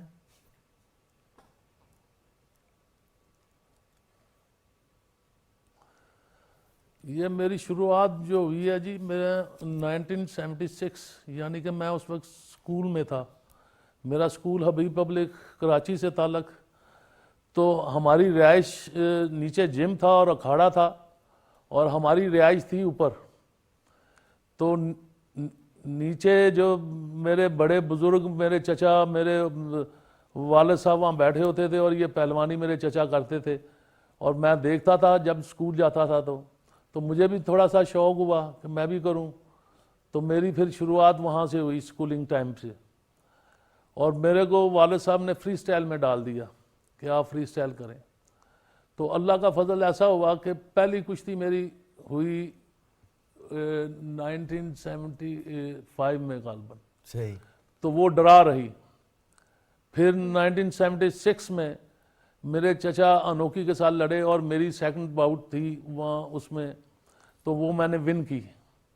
اس طرح یہ سلسلہ چلتا رہا اور جاری رہا, اور میں نے مختلف سٹیج پہ جا کے پہلوانی کے مقابلے لڑے. میں یو اے میں گیا, وہاں میں مقابلے کیے. برطانیہ گیا, وہاں پہ مقابلے کیے. بنگلہ دیش میں جا کے میں نے ایشیا ٹائٹل لیا. پاکستان میں بیسٹ ریسلر کا خطاب لیا.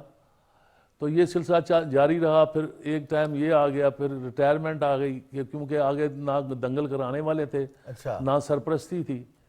تو پھر مجھے بڑا افسوس کے ساتھ کہنا پڑتا ہے کہ میری اتنی جگہ فائٹ ہونے لگی تھی. اس وقت ورلڈ چیمپئن تھا باب بگلینڈ, اور ایک ریک فلیئر تھے ورلڈ چیمپئن. ان سے میری بات چیت ہو گئی کہ لڑنا ہے, ہم نے پہلوانی کرنی ہے, آپ کے ساتھ کشتی لڑنی ہے. تو وہ کراچی ارینجمنٹ ہو رہا تھا لڑنے کے لیے, مگر اس کے لیے سپانسر نہیں ملا, نہ سرپرستی ملی. تو وہ کشتی بیچ میں ہی رہ گئی. تو پھر یہ سلسلہ, ظاہری بات ہے جب سرپرستی نہ ہو, نہ اس کی کو دیکھے کوئی, تو پھر وہ پہلوانی چھوٹ گئی پھر ہماری. صحیح ہو گیا. ناصر صاحب آپ سے یہ جاننا چاہوں بہت گی, افسوس ہے اس بات کا کہ میں ورلڈ ٹائٹل پہلوانوں کے ساتھ میں لڑ نہیں سکا. ناصر صاحب آپ ایشین چیمپئن بنے, اور بہت ارلی ایج میں, جیسے آپ نے بتایا کہ 1970s میں اسکول میں تھے, اور پھر 1970s میں پہلی کشتی بھی آپ نے لڑ لی. بہت ارلی ایج میں آپ نے سٹارٹ کر دیا. تو اس وقت چیلنجز تو کچھ آپ نے ہمارے ساتھ شیئر کیے, لیکن ایک آپ کو ایج حاصل تھا کہ فیملی آلریڈی اس فیلڈ میں تھی. اور کیا چیلنجز ہوتے تھے اپنی فزیک کے حوالے سے, اپنی ڈائٹ کے حوالے سے؟ کیا ایسی چیزیں تھیں جو آپ نے کی؟ کیونکہ ہمارے پروگرام میں جب بھی کوئی ریسلر یا کوئی پہلوان ہوتے ہیں تو ہم ان کی ڈائٹ کے حوالے سے, ان کی جو کثرت کہتے ہیں جس کو, اس کے حوالے سے لازمی پوچھتے ہیں. تو آپ نے کتنا جو ہے ایفرٹ کیا اپنے اوپر؟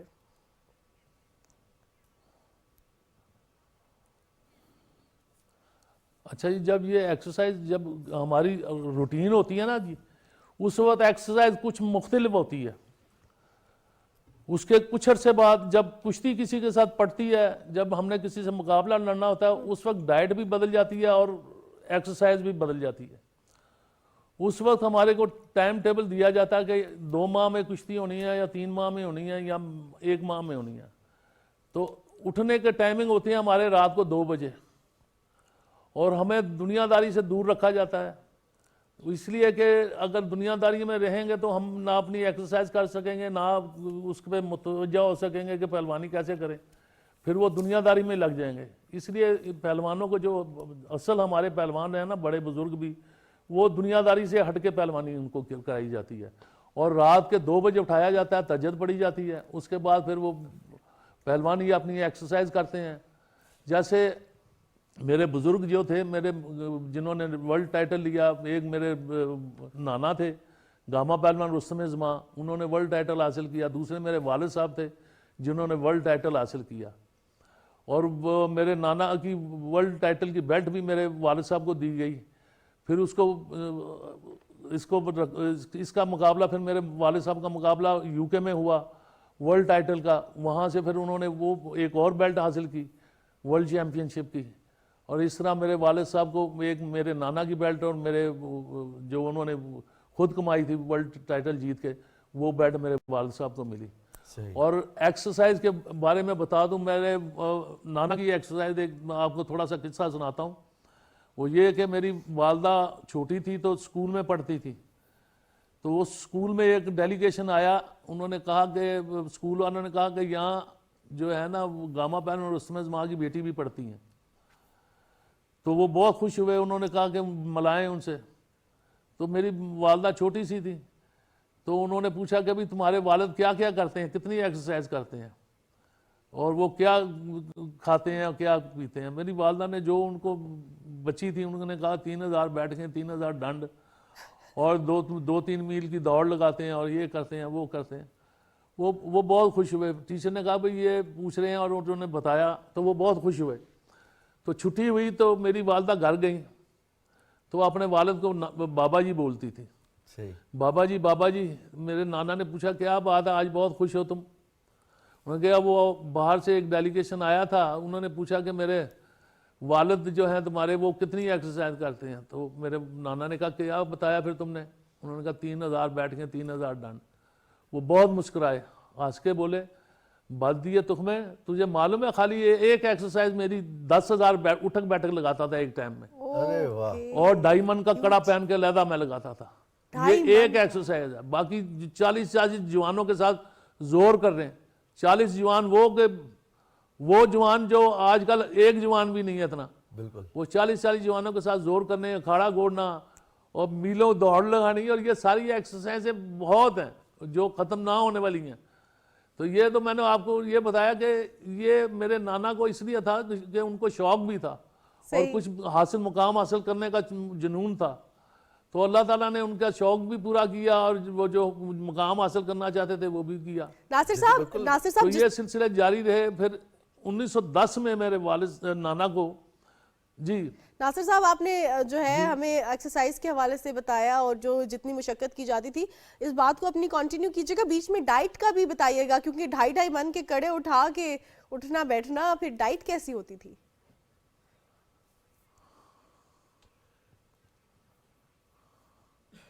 ڈائٹ جو ہے نا جی, جب یہ ہوتا ہے نا روٹین میں ہماری ڈائٹ بدل جاتی ہے. ہمیں رات کے ٹائم جب ہم ایکسرسائز کرتے ہیں مربع جات دیتے ہیں, پھر مکھن لیتے ہیں, اس میں پھر ارکیات ہوتے ہیں وہ استعمال کرتے ہیں. پھر وہ آدھی حکمت کے ساتھ یہ پہلوانی چلتی ہے کہ انسان کو پتہ لگتا ہے کہ اس میں گرمی ہے یا اس کا اندر سرد تو نہیں ہو گیا یا گرم ہے, اس مطابق ان کی خوراک بھی دیتے ہیں ان کو. پھر ہمیں ہفتے 2 ہفتے بعد وہ جلاب دیتے تھے کہ اندر صاف ہو جائے, ان کا اندر جو ہے غلاظت وہ نکل جائے. پھر ہمیں وہ کیا کراتے تھے 2 مہینے میں 1 مہینے میں, وہ انہوں نے کیا کرانی ہے. یہ میں آپ کو وہ بات بتا رہا ہوں جن کو یہ کسی کو معلوم نہیں ہے یہ چیزیں جو ہمیں کراتے تھے, کہ تاکہ وہ اندر وہ گرمی نہ بیٹھے اور بیمار نہ ہوں بچے. کیونکہ ان کو ایکسرسائز بیسیکلی گرم ہوتی ہے, اس کے لیے ہمیں احتیاط کرنی پڑتی ہے, اپنے آپ کو احتیاط سے رکھنا پڑتا ہے, اور خوراک بھی اس طریقے سے لینی پڑتی ہے کہ اندر گرمی نہ بیٹھ جائے, تاکہ یرکان نہ ہو جائے, پیلیا نہ ہو جائے. اگر وہ ہو جائے تو پھر وہ بیماری لگتی ہے, پھر وہ بہت مشکل ہو جاتا ہے. اس لیے یہ ساری چیزیں دیکھنی پڑتی ہیں. تو میرے والد صاحب جو تھے وہ اس لحاظ سے اور طرح کرتے تھے, ایکسرسائز ہمیں کرواتے تھے. تو جب ہمیں ایکسرسائز کرواتے تھے تو وہ کہتے تھے آپ نے سپاٹے لگانے ہیں, اٹھک بیٹھک لگانی ہے یا ڈنڈ لگانے ہیں, اس میں آپ نے گننا نہیں ہے, گنتی نہیں کرنی ہے آپ نے. اگر ایک سیٹ لگانا ہے 100 کا ایک سیٹ لگانا ہے یا 200 کا ایک سیٹ لگانا ہے, آپ نے گنتی نہیں کرنی. وہ ایک ماحول بیٹھا ہوتا تھا, وہ کہتا یہ گنے گا, اور آپ نے جب جتنی بیٹھکیں لگانی ہیں اللہ جی کرنا ہے, صحیح, اللہ کا نام لینا ہر بیٹھک پہ. اس لیے کہ رات کے ٹائم وہ پیر ہوتا ہے جب اللہ تعالیٰ درمیان میں ہوتا ہے, آپ کی جلدی سنتا ہے, آپ کی محنت اور آپ کا لگن, اور آپ کو اللہ تعالیٰ کو پکاریں گے تو وہ اللہ تعالیٰ جلدی سنے گا. تو یہ ہمارے بہت زیادہ سکھایا جاتا تھا ہمیں, یہ ہم کرتے تھے. اور ایکسرسائز پھر اللہ تعالیٰ کی طرف متوجہ ہوتے تھے اور اس سے مانگتے تھے, کیونکہ ہر محنت کا اجر تو اللہ تعالیٰ نے دینا, کیونکہ وہ دوسرا مد مقابل بھی وہ بھی آتا ہے, جیتنے کے لیے آتا ہے, اور ہم بھی جیتنے کے لیے جاتے ہیں. پھر اس کے بعد اللہ ناصر بھولو پہلوان صاحب, اب جہاں پر محنت ہے, کثرت ہے, مشقت ہے, زور آزمائی ہے, خوراک ہے, وہاں پر سب سے اہم چیز آتی ہے. ایک تو جوش تو موجود ہے, اور پھر جیتنے کا جذبہ بھی ہے, اپنا زور لگا رہا ہے, لیکن فن پہلوانی میں ایک بڑی مزیدار چیز ہے داؤ پیچ اور اپنا داؤ کھیل کر انتظار کرنا, مخالف کی غلطی کا انتظار کرنا. یہ صبر سیکھنا اور پھر داؤ پیچ, ذہن سازی, یہ کتنی بڑی, اس میں کتنا وقت صرف ہوتا ہے اور یہ کس طرح سے سکھائی جاتی ہے یہ والی چیزیں؟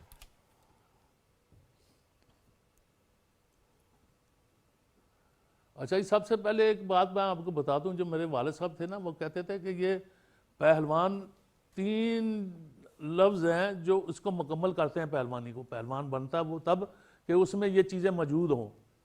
ایک لفظ ہے سرت, یعنی کہ آپ کا دماغ چلے, صحیح, آپ کو ہر چیز کا پتہ ہو کہ کیا ہے. ایک جرت, کہ آپ میں اتنا ہے کہ آپ اگر 4 آنے ہیں تو آپ 12 آنے کے سامنے کھڑے ہو جائیں, ڈٹ جائیں, جرت اتنی ہو آپ میں.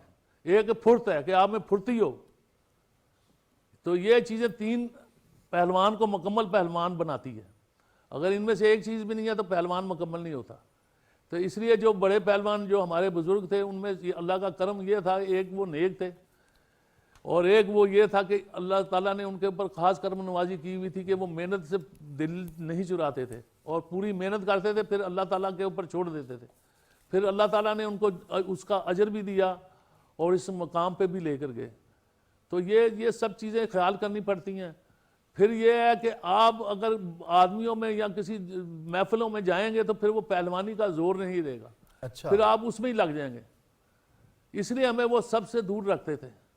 ہم اگر کشتی لڑنے کا مقابلہ ہمیں ارینجمنٹ ہوا ہے تو ہم چلے گئے ہیں ڈیرہ غازی خان, وہاں جا کے وہاں رہے ہیں جہاں آدمیوں کو بہت کم آتے تھے, یعنی کہ جنگل سے آبادی سے دور چلے گئے, وہاں رہے ہیں.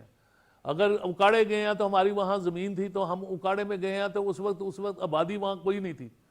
اس وقت وہ کھوتا ریڑھی چلتی تھی تو وہ اس کے اوپر بیٹھ کے جاتے تھے, ہم بھی اس کے اوپر بیٹھ کے جاتے تھے کہ بھئی شہر میں جانا ہے تو اس کے اوپر بیٹھ جاتے تھے.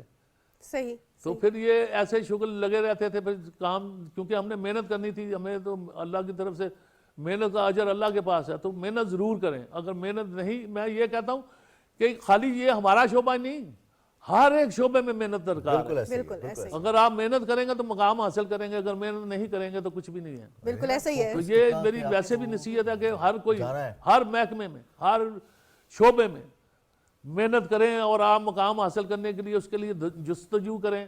اللہ تعالیٰ آپ کو وہ مقام دے گا بے شک, اور ایسا ہی. انشاءاللہ تعالیٰ آپ کامیاب بھی ہوں گے. بالکل ایسا ہی ہے. اور بہت خاص بات کی آپ نے ناصر صاحب. ایک اور چیز مجھے بتائیے گا, اتنا آپ کا لمبا ایکسپیرینس رہا, کوئی ایسی فائٹ جو یاد ہو جس میں بہت مزہ آیا اور تھوڑی ٹف بھی ہو اور بہت زندگی کی جو ایک چیز ہوتی ہے نا یادگار میموری ہو, وہ اگر ہمارے ساتھ شیئر کبھی کرنا نہیں بھول چاہیں؟ سکتے.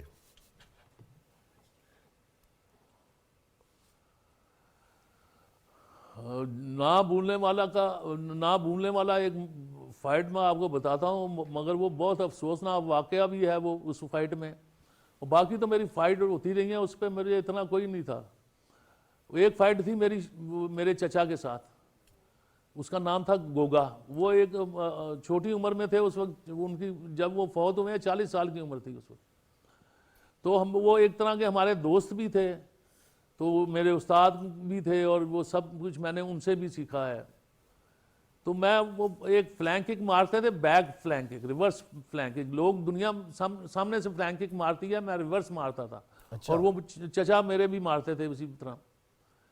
تو جب وہ فائٹ ہوئی تو میں نے کہا کہ میں نے آپ سے جیت لینا. وہ کہتے سوال ہی پیدا نہیں ہوتا, مذاق بھی کرتے تھے. تو ایسے ہی میری فائٹ ہوئی چچا کے ساتھ, تو میں نے فلینک کک ماری.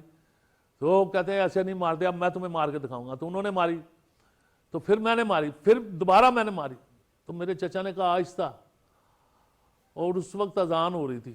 اسی وقت وہ بیٹھ گئے ادھر ہی اور وہ اس دنیا سے چلے گئے. وہ میرے کو واقعہ آج تک نہیں بھولتا, اور مجھے افسوس بھی ہے, مگر وقت جب پورا ہوتا ہے تو کچھ کہہ کر نہیں آتا. یہ اللہ کے کام ہے, کیونکہ انہوں نے بہت سی کشتیاں لڑیں تو کبھی ایسا کچھ نہیں ہوا. تو میرے ساتھ ہی ہوا, مگر میں وہ بھول نہیں سکتا. یہ واقعہ بڑا افسوسناک. ناصر بھولو صاحب, اب فن پہلوانی کو ہم دیکھیں, اب اکھاڑے ختم ہوتے جا رہے ہیں, یا پھر اس طرح سے جو روایت تھی کہ مٹی کا اکھاڑا ہوگا اور وہاں پر آپ نے زور آزمائی کرنی ہے, ساری مشقیں آپ نے وہیں پر کرنی ہیں.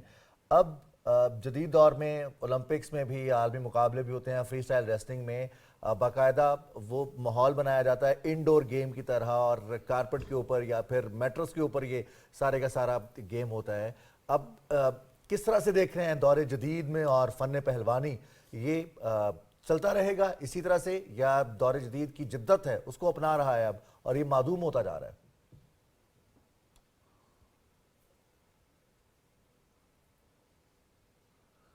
اچھا جی, بات یہ ہے کہ پہلوانی کا سلسلہ کوئی بھی فن و ختم نہیں ہوتا. صحیح. یہ ہوتا ہے کہ سرپرستی نہیں ہوتی تو وہ اس کا پس پردہ چلے جاتا ہے وہ فن. ایسا ہی حال پہلوانی کا ہے. اگر یہ ہمارے جو حکمران ہیں وہ چاہیں تو اس کی سرپرستی بھی کر سکتے ہیں, مگر یہ چاہتے ہیں کہ ایک دم پہلوان بن جائے. پہلوان ایک دم نہیں بنتا, اس کو سالوں چاہیے پہلوان بننے کے لیے. اس کے لیے محنت کرنی پڑتی ہے. پھر وہ مقام جب حاصل کر لیتا ہے, اس مقام پر آ جاتا ہے, تو پھر اس کو کچھ عرصہ چاہیے ہوتا ہے پہلوانی پہ موجود رہنے کے لیے. تو یہ سرپرستی کا عالم جو تھا نا, وہ پہلے مہاراجاؤں راجاؤں مہاراجوں میں تھا, اب وہ رہا نہیں ہے. اور شوق ہے لوگوں کو مگر سرپرستی نہیں ہے. اب وہ ہمارا خاندان میں سے کوئی لڑکا, جو جتنے بھی ہمارے تھے بڑے بزرگ, وہ سارے میرے 5 چچا تھے, 5 کے 5 رستم تھے. ایک تو ہوتا ہے نا پہلوان ہونا, تو پہلوان ہونا تو کوئی بات نہیں, اور رستم ہونا سب سے بڑی بات ہے. میرا کوئی چچا رستم پاکستان تھا, کوئی شیر پنجاب تھا, کوئی ستارہ پاکستان تھا, کوئی ایسے مطلب مختلف شعبوں میں ان کو ملے ہوئے تھے, پہلوانی میں ٹائٹل لیے ہوئے تھے. تو وہ سب کے سب اللہ کے فضل سے پہلوان تھے. 6 بھائی تھے, 6 کے 6 ہی پہلوان تھے, اور وہ بھی رستم تھے. میرے والد رستم زماں تھے, ورلڈ ٹائٹل لیا ہوا تھا. ان کے جو تایا تھے, میرے دادا تھے, وہ رستم ہند تھے, وہ بھی پہلوان تھے. میرے نانا تھے, وہ رستم زماں تھے. ان کے جو والد تھے, جو وہ عزیز پہلوان تھے, وہ بھی پہلوان تھے, وہ بھی راجہ مہاراجوں کے پہلوان تھے. یہ سلسلہ ہمارا 250-300 سال سے چلا آ رہا تھا. اب جا کے یہ سلسلہ ختم ہو گیا, کیونکہ ہمارے سارے بزرگ جو کرنے والے اور جو سرپرستی والی جو وہ مقام ملتا تھا وہ نہیں رہا. اب یہ اس لیے اس پس پردہ چلے گئے ہیں کہ ہمارے خاندان میں کوئی نہیں. ابھی پہلوانی کا شوق ہے لوگوں کو, یہ نہیں ختم ہوا ہوا. اب نچلے طبقے پہ بیٹھے ہوئے ہیں لوگ, کرتے ہیں وہ مقام حاصل کرنا, تو وہ اللہ جس کو نصیب میں کرے تو وہ ہوتا ہے. مگر جو آج تک ایک بات اور میں بتا دوں, گاما پہلوان رستم زماں جب یہ ٹائٹل لے کر آئے ہیں, تو آج باقی جو ٹائٹل لے کر آتے ہیں تو سابقہ ہو جاتے ہیں. میرے نانا ابھی سابقہ نہیں ہے, حالانکہ وہ مر گئے ہیں, ٹائٹل ان کے پاس ہے, اس کے بعد ایسی فائٹ ہی نہیں ہوگی. واہ کیا بات ہے. ٹائٹل ان کے پاس ابھی تک ویسے ہی ہے. وہ ایک اور چیز آپ سے جاننا چاہوں گی, جب آپ اپنے جی ناصر بھولو پہلوان صاحب, اپنے جی کنٹینیو کیجئے. جی میں کہتا ہوں, جب آپ اپنے فنکاروں کو آپ سرپرستی نہیں کریں گے تو وہ فنکار بیچارے بیٹھ جائیں گے. فنکار تو بڑا معصوم سا ہوتا ہے, بالکل, اور پھر فنکار صدیوں میں پیدا ہوتے ہیں. تو میرا خیال ہے جو اوپر بیٹھے ہوئے ہیں حکمران طبقہ جو ہے, وہ ایک آدھی ہوتا ہے حکمران جو بڑا ہوتا ہے, جس نے اس کا خیال کرنا ہوتا ہے. اگر ان کو خیال آ جائے تو ان کی بڑی مہربانی, ان کی عنایت کہ وہ ابھی میں تو نہیں پہلوانی کرتا, مگر جو دوسرے لڑکے ہیں, عام لڑکے ہیں, تو ان کے لیے ان کی سرپرستی ضروری ہے. وہ ایک تو اپنے گھر بار کو چھوڑ کے آتے ہیں. پھر آج کل کا دور کتنا ہے کہ کتنی مہنگائی ہے کہ آپ کوئی چیز لے ہی نہیں سکتے. ابھی اگر آپ بادام لیں, بادام 1800-2000 روپے کلو ہے, تو وہ کیسے پورا کرے گا؟ وہ 2 ٹائم چلتے ہیں پہلوان کو, اور وہ جو ساتھ اس کے زور کرنے والے آتے ہیں اس کے لیے رہ رہا ہے. پھر گوشت اگر انہوں نے کھانا ہے وہ بھی 2200-2400 روپے جو کلو ہے, تو وہ بھی اگر ایک آدھ کلو تو کھانا نہیں ہوتا. ہم جو پہلوان ہوتا ہے وہ اس کی خوراک زیادہ آتی ہے. پھر دیسی گھی ہے, وہ دیسی گھی کھاتے ہیں, ڈالڈا گھی نہیں کھاتے. تو اس میں پہلوانی میں اور اس کی خوراک میں وہ بہت فرق ہے, زمین آسمان کا فرق ہے. اگر آپ خوراک ہی پہ زور دیں, محنت پہ زور نہ دیں, تو پہلوانی نہیں ہوگی. پھر آپ پہلوان نہیں, پھر خوراکی ہوں گے صرف آپ. بالکل اگر آپ پہلوان کر کے پہلوانی کریں اور خوراک بھی کھائیں, تو پھر وہ آپ کو اللہ کے اوپر چھوڑیں, پھر انشاءاللہ تعالیٰ آپ کی محنت کا اور اس کا آپ کو پھل ملے گا انشاءاللہ. بالکل. ناصر بھولو پہلوان صاحب, آخر میں آپ سے جو ہے ایک میسج لینا چاہوں گی, اللہ تعالیٰ ان کا بھی خیال کریں. جی ناصر بھولو پہلوان صاحب, آپ کا تو یہ جو پہلوانی کا سلسلہ ہے یہ 200-250 साल से जारी है, लेकिन आपकी सरपरस्ती बहुत ज़्यादा ज़रूरी है उन लोगों को जो कि अभी नए इस फील्ड में आ रहे हैं. आपका एक मैसेज उनके लिए बहुत ज़्यादा कारगर साबित हो सकता है. अब के जो हम देख रहे हैं रेसलर्स हैं, बॉडी बिल्डर्स हैं, वो आर्टिफिशियल प्रोटीन्स की तरफ, आर्टिफिशियल चीज़ों की तरफ जा रहे हैं, जबकि पहले के पहलवान जो थे वो ऑर्गेनिक फूड की जाने बढ़ते थे, देसी खुराकें लेते थे. उनको आखिर में क्या पैगाम देंगे जो इस फील्ड की तरफ आना चाहते हैं, या इस फील्ड के अलावा भी स्पोर्ट्स की तरफ एथलीट्स हैं या जो रेसलर्स हैं या बॉडी बिल्डर बनना चाहते हैं, उनको क्या करना चाहिए? क्या ऐसी चीज़ें जो बहुत गलत कर रहे हैं और आपको लग रहा है वो नहीं होनी चाहिए? आखिर में कोई पैगाम देना चाहेंगे आप?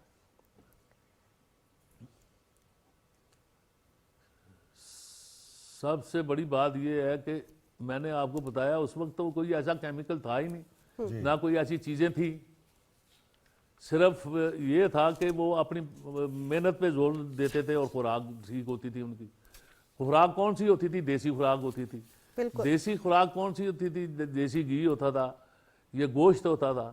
मतलब ये चीज़ें, दूसरी आर्टिफिशियल चीज़ें जैसे ये ब्रायलर मुर्गी है, इसका तो सोच भी नहीं सकता कोई. वो आप जैसे खुराक अपनी देसी लें और उसके ऊपर दें. अब आप हम मुरब्बा जात जब लेते हैं, मिसाल के तौर पर आंवला ले लें, आप आंवला खाएंगे तो उसमें विटामिन सी की भरमार है. आप गाजर ले लें, वो दिल को सुकून देती है. अब ये ऐसे सेब का मुरब्बे हैं और ये ऐसे मुख्तलिफ मुरब्बे हैं, वो लें और फिर चांदी के वर्ग लगाते हैं उस पर, वो ठंडे होते हैं. तो उसके लिए ये ऐसी चीज़ें खुराक आपको भरपूर एनर्जी देती हैं.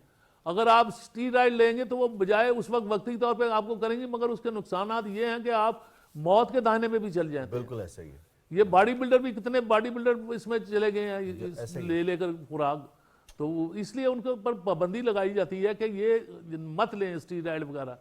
ये आपकी सेहत को ख़राब कर देंगे, क्योंकि वक्ती तौर पे आप उसका फ़ायदा तो उठा लेंगे, मगर उसके नुकसानात जो हैं उसको फिर अपनी ज़िंदगी से भुगतने पड़ेंगे. बहुत शुक्रिया नासिर पहलवान, और हमारी दुआएं आपके साथ हैं. जो कामयाबियां आपने हासिल की हैं, पाकिस्तान का नाम रोशन किया है, हम आपको सलूट भी करते हैं और सलाम भी पेश करते हैं आपकी कामयाबियों को. और हम ये दुआ करते हैं कि इंशाल्लाह आने वाले दिनों में फन पहलवानी में पाकिस्तान के मजीद पहलवान भी नाम रोशन करते रहेंगे.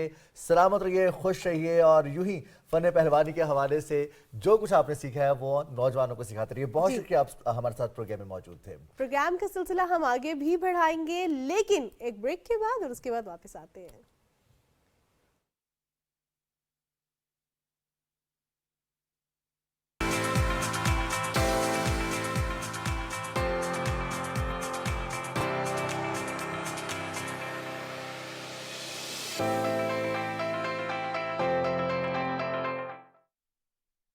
हमारा मोटो है हमारी मौसीकी हमारी पहचान. इस सुर का ज्ञान दुनिया तक पहुंचेगा तो लोगों को पता लगेगा कि सुर क्या है. ये सुर ज्ञान से बहुत सा ज्ञान, इल्म लोगों तक पहुंचेगा.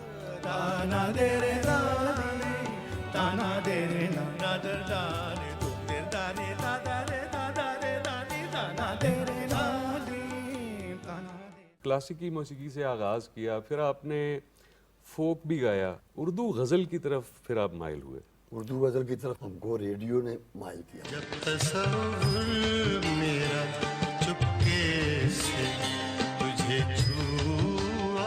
उस्ताद अशरफ शरीफ खान का शुमार सितार के बड़े उस्तादों में होता है. सुनते हैं उनकी कहानी. ये वो कंबल है जैसे जैसे भीगता जाए मुश्किल होता जाता है. वाह.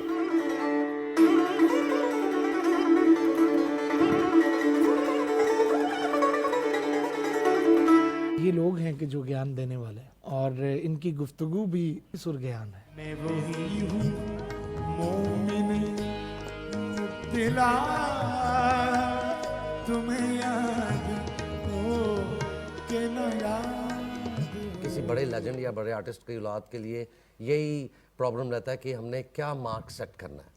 चुपके चुपके रात दिन आंसू बहाना याद है.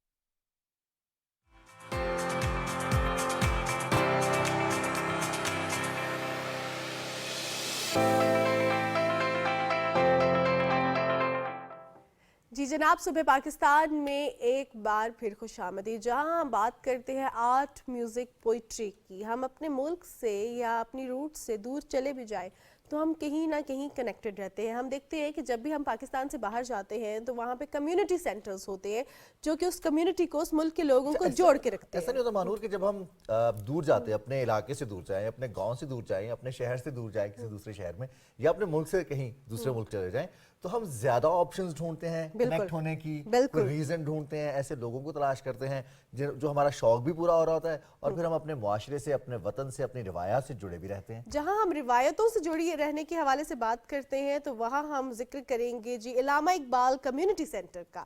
अमरीकी अगर जो मुकीम पाकिस्तानी है वो इस हवाले से जानते होंगे, और जो पाकिस्तान में लोग हैं वो भी इसको एक और रीज़न की वजह से जानते हैं, क्योंकि वो रीज़न है जी पोइट्री, आर्ट, कल्चर, एक दूसरे को हेल्प आउट करना, एक दूसरे को गाइड करना। और ख़ास तौर पे जब भी रिजवान हम कहीं नई जगह पे जाते हैं तो हमें ऐसे लोग चाहिए होते हैं जो हमें बताएं, हमें सिखाएं। अच्छा, हमारी कुछ पहचान भी होती है। हम अगर कहीं पर भी जाते हैं तो हम एक बात सुनते हैं कि बाहर के ममालिक में जो पाकिस्तानी हैं वो पाकिस्तान के नुमाइंदे हैं, पाकिस्तान के सफ़ीर हैं। हमारे गुफ्तगू करने का अंदाज़, हमारा रवैया, हमारी तहजीब, हमारा खाना पीना, हमारा रहन सहन, हमारा उठना बैठना, ये तमाम चीज़ें वो ऑब्ज़र्व करके हमारे पूरे मुल्क का, पूरी नेशन का वो इमेज ले रहे होते हैं कि ये लोग कैसे हैं। इसलिए जो पाकिस्तान अमेरिकन कम्युनिटी की बात की जाती है तो वहाँ इसमें कुछ ऐसे लोग भी हैं जो हमारे उन सेगमेंट्स को हाईलाइट करते हैं जो कि पूरी दुनिया जानती है। अगर बात करें हम हज़रत इकबाल की, तो हज़रत इकबाल का नाम ऐसा है कि आप कहीं पर भी दुनिया में लेंगे तो वो फ़ौरन से पहले आपको बता देंगे, किसी भी ज़बान में होंगे वो बता देंगे कि शायर मशरिक हैं, ये ईस्ट के सबसे बड़े शायर हैं। जी जनाब, और जब हम डॉक्टर अल्लामा मोहम्मद इकबाल के हवाले से बात करते हैं तो उनका शहर सियालकोट से ही ताल्लुक़ है, और इलामा इकबाल कम्युनिटी सेंटर के चेयरमैन आज हमारे साथ प्रोग्राम में मौजूद है मलिक नासिर अवान साहब। अस्सलाम वालेकुम नासिर साहब। जी वालेकुम अस्सलाम। कैसे हैं आप? ठीक हैं अल्हम्दुलिल्लाह, अल्लाह का शुक्र। नासिर साहब, इस कम्युनिटी सेंटर के हवाले से बताइएगा, इलामा इकबाल कम्युनिटी सेंटर किस तरह जो है वो काम कर रहा है, किन किन सेक्टर्स पे काम किया जा रहा है, उसका क़याम कब अमल में आया? इलामा इकबाल कम्युनिटी सेंटर हमने 18 साल पहले बनाया था। सियालकोट के 75 लोग बैठे और कोशिश की, हमने मिल के बनाया कि ताकि लोगों की हेल्प बेहतर तरीके से, जब हम मिल बैठेंगे सारे लोग तो बेहतर तरीके से लोगों की हेल्प हो सकेगी।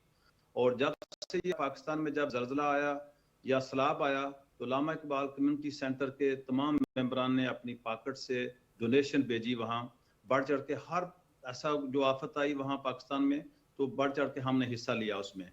और लोकल सतह पे हम जो है वो बच्चों की एजुकेशन के सिलसिले में हमने बच्चों को उर्दू की क्लासेस जो वो अपने स्टेट लेवल पे, ताकि बच्चे जो बार्न होते हैं वो इंग्लिश इधर बोलते हैं, उनको पेरेंट के साथ कोऑर्डिनेशन करना बड़ा मुश्किल होता है। तो हमने उस सिलसिले में एजुकेशन का सिलसिला जारी किया, वो अल्हम्दुलिल्लाह 5-6 साल जारी रहा, जिसमें बड़ी अच्छी जो है ना प्रोग्रेस आई। तो नासिर साहब, ये सिलसिला तो हो गया अमेरिका में, आपकी कम्युनिटी पाकिस्तान में भी कुछ काम कर रही है इस हवाले से? जी डेफिनेटली, हर साल हम पाकिस्तान में बहुत बड़ा कैंप लगाते हैं जिसमें लोगों के लिए बहुत बड़ा जो प्रॉब्लम्स है वो पानी का, साफ पानी मुहैया करने का प्रॉब्लम्स है। तो उस हवाले से हम फ्यू फिल्टर प्लांट्स लगाए हुए हैं, पंप वगैरह, और अभी और भी हम देख रहे हैं किस जगह पे ज़रूरत है। इस साल में जब विजिट किया, मैं अभी रिसेंटली 1 वीक पहले पाकिस्तान से होके आया, तो इसमें मैंने देखा कि लोगों को दवाइयाँ बाय करना जो बहुत एक्सपेंसिव हैं, और डॉक्टर का जो फीस है डॉक्टर की वो बहुत ज़्यादा एक्सपेंसिव है। तो इस सिलसिले में हमने एक सेटअप लिया, इनिशिएटिव लिया और एक जगह तैयार की जिसमें डॉक्टर्स के रूम और उसमें पेशेंट के लिए बहुत बड़ा हॉल। तो अल्हम्दुलिल्लाह ऑलरेडी हमने मेडिसिन बाय की हुई हैं उन लोगों के लिए जो नीडी पीपल्स हैं, और डॉक्टर का फ्री चेकअप होगा। और इसके अलावा और भी काफ़ी हमने प्रोजेक्ट शुरू किए हुए हैं, जिसके सिलसिले में इस सिलसिले में हमने वो किया कि बच्चों की एजुकेशन जो है, इस्लामिक एजुकेशन बच्चियों की और बच्चों के लिए, फिर साथ ही सिलाई स्कूल जो है वो शुरू किया ताकि बच्चियां जो भी सिलाई सीखना चाहें उनको फ्री ऑफ कास्ट वो मशीन जो है वो भी दे दी जाए, ताकि बच्चों उनकी हेल्प हो सके। इस तरीके से साथ कपड़े भी दिए जाएं और सिलाई मशीन भी दी जाए। सही नासिर साहब, ये तो पाकिस्तानी अवाम के लिए किए जाने वाले इकदाम हैं। जो पाकिस्तानी खास तौर पे यंग स्टूडेंट्स जब अमेरिका आते हैं तो उनको किस तरह इलामा इकबाल कम्युनिटी सेंटर फैसिलिटेट करता है? हमारा जो ऑफिस है वो ऑलमोस्ट सुबह 9 से लेके रात के 8 बजे तक खुला रहता है और उसमें एक मुफ्ती सजाद मदनी हैं जिन्होंने वो पाकिस्तान में भी पढ़े लिखे हैं, यूएसएड के साथ उन्होंने काम किया। जो भी स्टूडेंट्स आते हैं या विजिटर आते हैं, बेसिकली उनको जॉब की जो ना तलाश होती है, तो हम कोशिश करते हैं, हेल्प करते हैं उनकी जॉब के सिलसिले में लोगों से रब्ता किया जाए। तो कि ये कम्युनिटी सेंटर तो 18 साल पहले बना, लेकिन हम तो 35 ईयर से लोगों की हेल्प कर रहे हैं। तो उसमें यह है कि बंदे को गाइडेंस देते हैं किस तरह उसने यहाँ रहना है और किस तरह जॉब जो तलाश कर उसमें मदद करते हैं हम जॉब तलाश करने में। उसकी रिहाइश का भी बंदोबस्त करते हैं ताकि वो 2-4 वीक जो है वो किसी दोस्त के साथ गुजार ले फ्री ऑफ कॉस्ट। फिर वहां से हम कोशिश करते हैं कि अच्छी जॉब पे जहां उसको जॉब मिल जाती है वहां वो शिफ्ट हो जाता है और स्टूडेंट की किस तरह गाइडेंस करते हैं अल्हम्दुलिल्लाह। तो नासिर अवान साहब, खबरें ये हैं कि हमें ये इत्तला मिले कि आप कम्युनिटी पुलिस में भी खिदमत सर अंजाम दे चुके हैं। जी, मैं पहला पाकिस्तानी हूँ जो पुलिस लियाजान हूँ। इसका मकसद ये है कि पुलिस और कम्युनिटी के दरमियान मिडल मैन। आपको पता है कि सितंबर 11 के बाद बहुत टफ टाइम था पाकिस्तानी कम्युनिटी पे। तो किसी ने सामा के साथ नबी पाक सल्लल्लाहु अलैहि वसल्लम का हाका बनाया, तो उस वक्त आपको पता बड़ा जुनून था। तो मैंने अल्हम्दुलिल्लाह पुलिस डिपार्टमेंट की मदद के साथ वो रिमूव कराया पीसफुल तरीके से, बगैर विदाउट फाइट।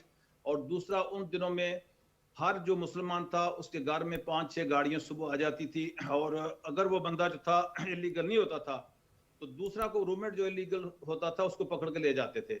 फिर हम उस वक्त का जो इमिग्रेशन का डायरेक्टर जनरल था, अपने जो सेनेटर थे, बोरो प्रेसिडेंट थे, उनको साथ लेके गए 4-5 आदमी और उनसे कमिट ली कि अब आप ऐसा करें, जो बंदा जिसने क्राइम किया है उसको आप अरेस्ट कर लें, कोई बात नहीं है, लेकिन इस तरह जाके हरास करना ये ना। तो उन्हें कमिट किया कि हम उसी बंदे करेंगे जो इस बंदे ने क्राइम। तो ये बड़ी थी। सही हो गया। नासिर साहब, एक बात आपसे जानना चाहूंगी कि ये जो कम्युनिटी सेंटर है इसका नाम अल्लामा इकबाल कम्युनिटी सेंटर क्यों रखा गया? कोई खास तौर पे आर्ट एंड कल्चर, लिटरेचर के हवाले से भी इस पे काम होता है या रीजन क्या है इसके नाम के पीछे? गुफ्तगू के मिस्टर अल्लामा इकबाल पाकिस्तान का लिखा था, हम ये बहुत बड़ा है और हमको इजी तो जर्मन में इधर भी जैसे कि गूगल किसी भी तो का जो ना उस हैं। जी जनाब, नासिर अवान साहब हमारे साथ मौजूद हैं और कम्युनिटी पुलिस की खिदमत, फिर अल्लामा इकबाल कम्युनिटी सेंटर का क़याम और इस सेंटर की मदद से इस सेंटर के होते हुए जो रब्त कायम कर रहे हैं वो मिल्लत के साथ अपनी, वो यकीनी तौर पर काबिल सताइश है। और ख़ास तौर पर मानूर जब हम देखते हैं कि ओवरसीज़ पाकिस्तानी हो किसी भी मुल्क में हो, वो जब अपनी कम्युनिटी के लिए काम करते हैं तो एक तरह से वो ब्रिज का काम कर रहे होते हैं कि वो यहाँ के लोग और वहाँ के मुआशरे और वहाँ के लोगों के दरमियान एक ऐसा ब्रिज बन रहे होते हैं, एक ऐसी कनेक्टिविटी बन रही होती है कि बहुत सारी गलत फहमियाँ दूर कर रहे होते हैं। बिल्कुल जनाब, और हमें ज्वाइन किया हुआ है आज अल्लामा इकबाल कम्युनिटी सेंटर के चेयरमैन मलिक नासिर अवान साहब से। मलिक नासिर अवान साहब, आप हमें बता रहे थे कि सेंटर का नाम अल्लामा इकबाल कम्युनिटी सेंटर क्यों है?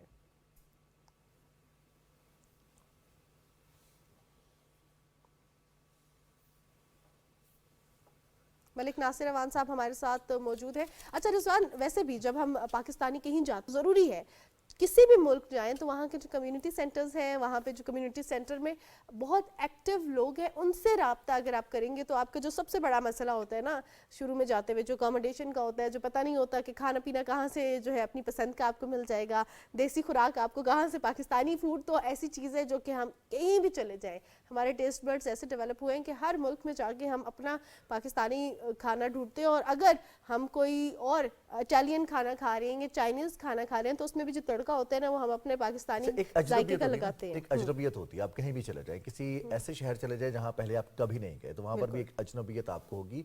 कौन सा रास्ता किस तरफ जाता है, कौन सी चीज़ खाई जाती है, कौन सी बात किस तरह से कही जाती है, किसी ने अगर कोई बात कही तो उसका मतलब क्या है, ये सारे छोटी छोटी सी चीज़ें हैं जो कि समझनी पड़ती हैं और वक्त के साथ समझ आती हैं। कम्युनिटी सेंटर जिन्हें हम कहा जाता है हमारे शहरों में भी मौजूद हैं और इनका मकसद ये होता है ताकि दूसरों की मदद की जा सके, जो मुआशरा है उनकी मदद की जा सके और मुआशरे में बेहतरी लाई जा सके। अब इसी तरह से जब किसी मुल्क में ओवरसीज़ पाकिस्तानी मौजूद हैं तो जो उन्हें मुश्किलात दरपेश हैं उनके लिए कम्युनिटी सेंटर्स हैं, इस्लामिक सेंटर्स भी काम करें। इसी तरह का कम्युनिटी सेंटर अल्लामा इकबाल कम्युनिटी सेंटर, उसके चेयरमैन से बात कर रहे थे।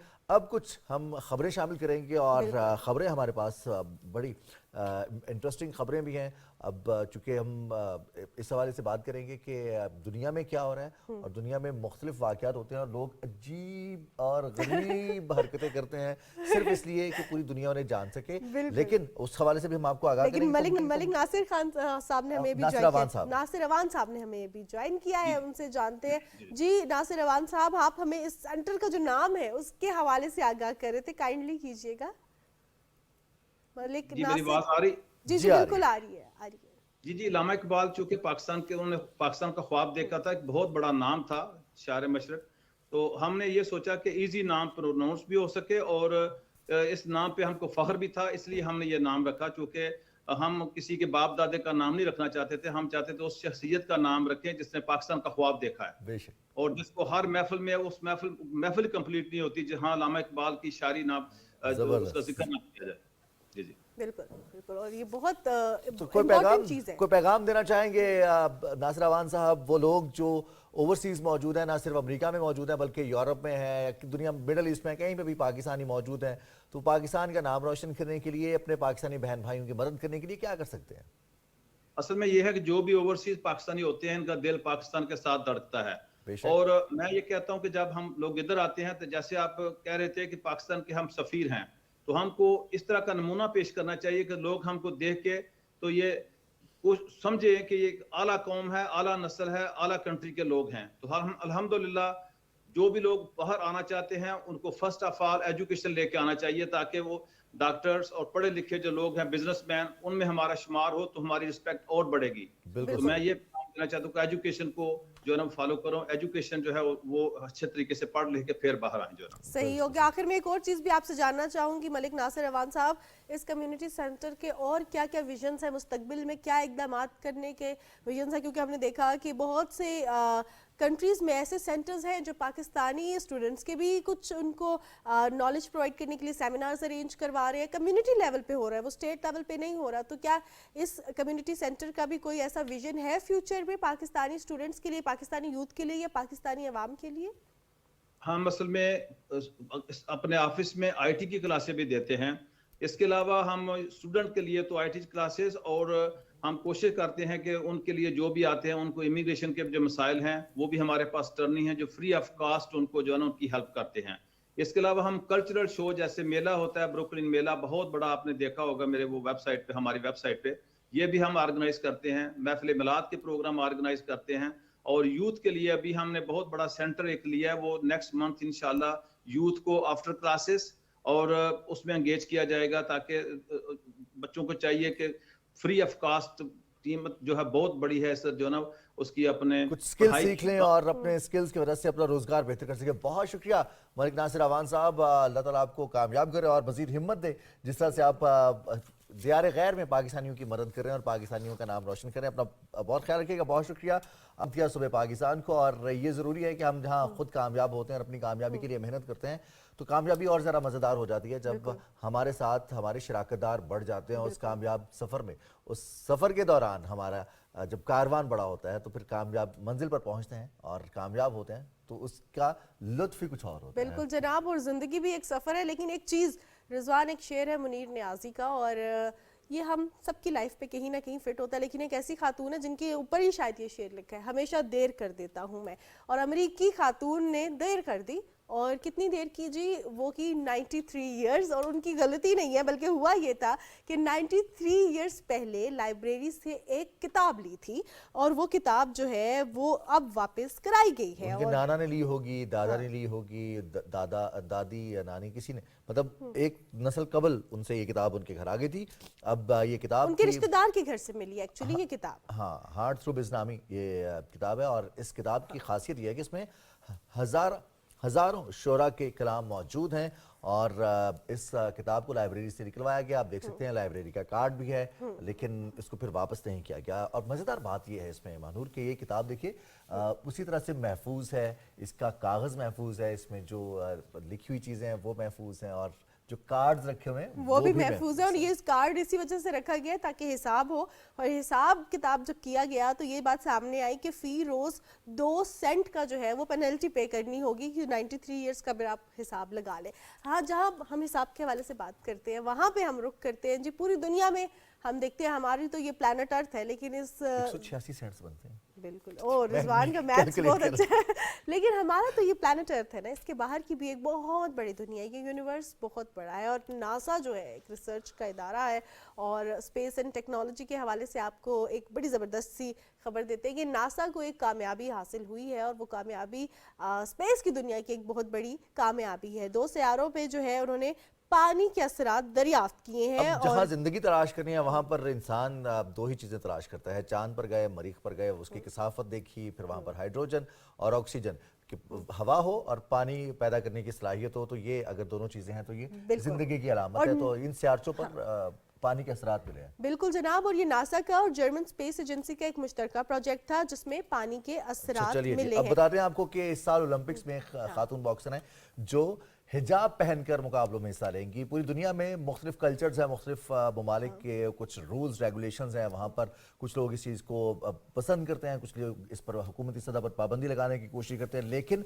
बरतानवी मीडिया ने इसको रिपोर्ट किया है कि ऑस्ट्रेलिया की बॉक्सर टीना रहीमी रवा साल पेरिस में मुनक़िद होने वाले ओलंपिक्स में हिजाब पहनकर शिरकत करेंगे, और इसमें भी या तो पैगाम है या फिर जो उनकी विल है, उनकी पावर है, ये उसका इजहार करेंगी। जी जनाब, आपको बता दें कि टीना जो है 27 साला एथलीट है जो कि ऑस्ट्रेलिया में पैदा हुई थी और ऑस्ट्रेलवी शहरी हैं, और वो इस दफ़ा जो है हिजाब पहनकर ओलंपिक्स में शिरकत करेंगी। ये बहुत ज़बरदस्त जो है चीज़ है। अब ज़रा हम रुख करते हैं रिजवान, सर्दियों की सौगात, जो जाती सर्दियों की सौगात है, और आपने देखा होगा एक चीज़ बताना दे लोगों को, वो ज़रा एयरिंग के हवाले से, ज्वेलरी के हवाले से, एक स्मार्ट बाली जो है साइंसदानों ने बालियां भी स्मार्ट हो गई हैं। पहले तो सिर्फ बालियां पहनने वाली लड़कियां स्मार्ट होती थी। पहले होता था कि जो बाली है वो स्मार्ट आपका इयररिंग है तो वो बाली होगी, अगर वो थोड़ा सा उसका वजन ज्यादा है या उसकी चौड़ाई ज्यादा है तो वो कांटा हो जाता है, झुमका। हाँ, ये वैसे रिसर्च रिजवान की बहुत ज्यादा है इस चीज में। बाली जो है वो तो पहले स्मार्ट थी, अब उसको मजीद स्मार्ट कर दिया गया, और इसको बताया जा रहा है कि ये दीगर जो हमारे जिस्म के दर्जा हरारत है या फिर जो हम स्मार्ट वॉच के जरिए फंक्शंस देखते हैं कि हमारी हार्ट बीट कितनी है, हमारा हार्ट रेट क्या है, ऑक्सीजन लेवल क्या है, टेम्परेचर क्या है, अब ये बाली टेम्परेचर भी बताएगी। बिल्कुल जनाब, और एक बहुत बड़ी इनोवेशन है, और ये स्मार्ट बाली आप देख सकते हैं स्क्रीन पर। सर्दियों की सौगात चाय, और चाय के साथ अगर बात करें जाती सर्दियों की, वैसे मैं जिस चाय के हवाले से बात कर रही हूँ बड़ी हैवी होती है, कुछ दीवाने तो ऐसे हैं जो जहाँ चाय मिलती है वहाँ बैठ जाते हैं। वैसे अगर हम बात करें कश्मीरी चाय की, तो कश्मीरी चाय को इस वजह से सर्दियों की सौगात इसलिए भी कहा जाता है क्योंकि इसमें मेवाजात का इस्तेमाल होता है, बहुत हैवी होती है, और जो मेरे जैसे कश्मीरी हैं वो प्रॉपरली देख के बता देते हैं कि ये कश्मीरी चाय जो है इसको सोडा डाल के बनाया, ये प्रॉपरली 2 घंटे में ये यूं कर करके रंग निकाल के कैसे से बनाई है। उबाल के हल्की आंच पे, वो कहते हैं हल्की आंच पे बनने वाली चाय और हल्की आंच पे और गुजरते वक्त के साथ बनने वाले ताल्लुक हमेशा पायदार भी होते हैं और जायकेदार भी होते हैं। इस पर एक रिपोर्ट देखते हैं कश्मीरी चाय पर, इसके बाद वापस आते हैं। कश्मीरी चाय एक पाकिस्तानी गर्म मशरूब है जिसका रंग गुलाबी होता है। इसका जायका भरपूर, क्रीमी और मीठा होता है। इसे कश्मीरी या सब्ज चाय की पत्तियों, सौंफ, दारचीनी, लौंग और सब्ज इलायची के साथ तैयार किया जाता है, और फिर कहवे को दूध और चीनी के साथ उबालकर चाय बनाई जाती है। कश्मीरी चाय वादी कश्मीर की खुसूसी किस्म की चाय की पत्तियों से बनाई जाती है। इसे गुलाबी चाय और नून चाय के नाम से भी जाना जाता है। ये आम चाय के बरक्स बहुत खुशबूदार होती है। रिवायती तौर पर इसे सिर्फ नमक के साथ तैयार किया जाता था, लेकिन बरसों से लोगों ने इसे मजेदार जायका देने के लिए चीनी शामिल करना शुरू कर दी है। इसकी खूबसूरत गुलाबी रंगत को हासिल करने के लिए चाय की पत्तियों के साथ बेकिंग सोडा मिलाया जाता है। इसके कहवे में जितनी ज्यादा हवा शामिल की जाएगी, चाय उतनी ही गुलाबी होगी। इसे बनाने में किसी किस्म का फूड कलर इस्तेमाल नहीं किया जाता। कुछ लोग इसे सब्ज चाय की पत्तियों से भी बनाते हैं, क्योंकि कश्मीरी चाय की पत्तियां हर जगह इतनी आसानी से दस्तयाब नहीं होती।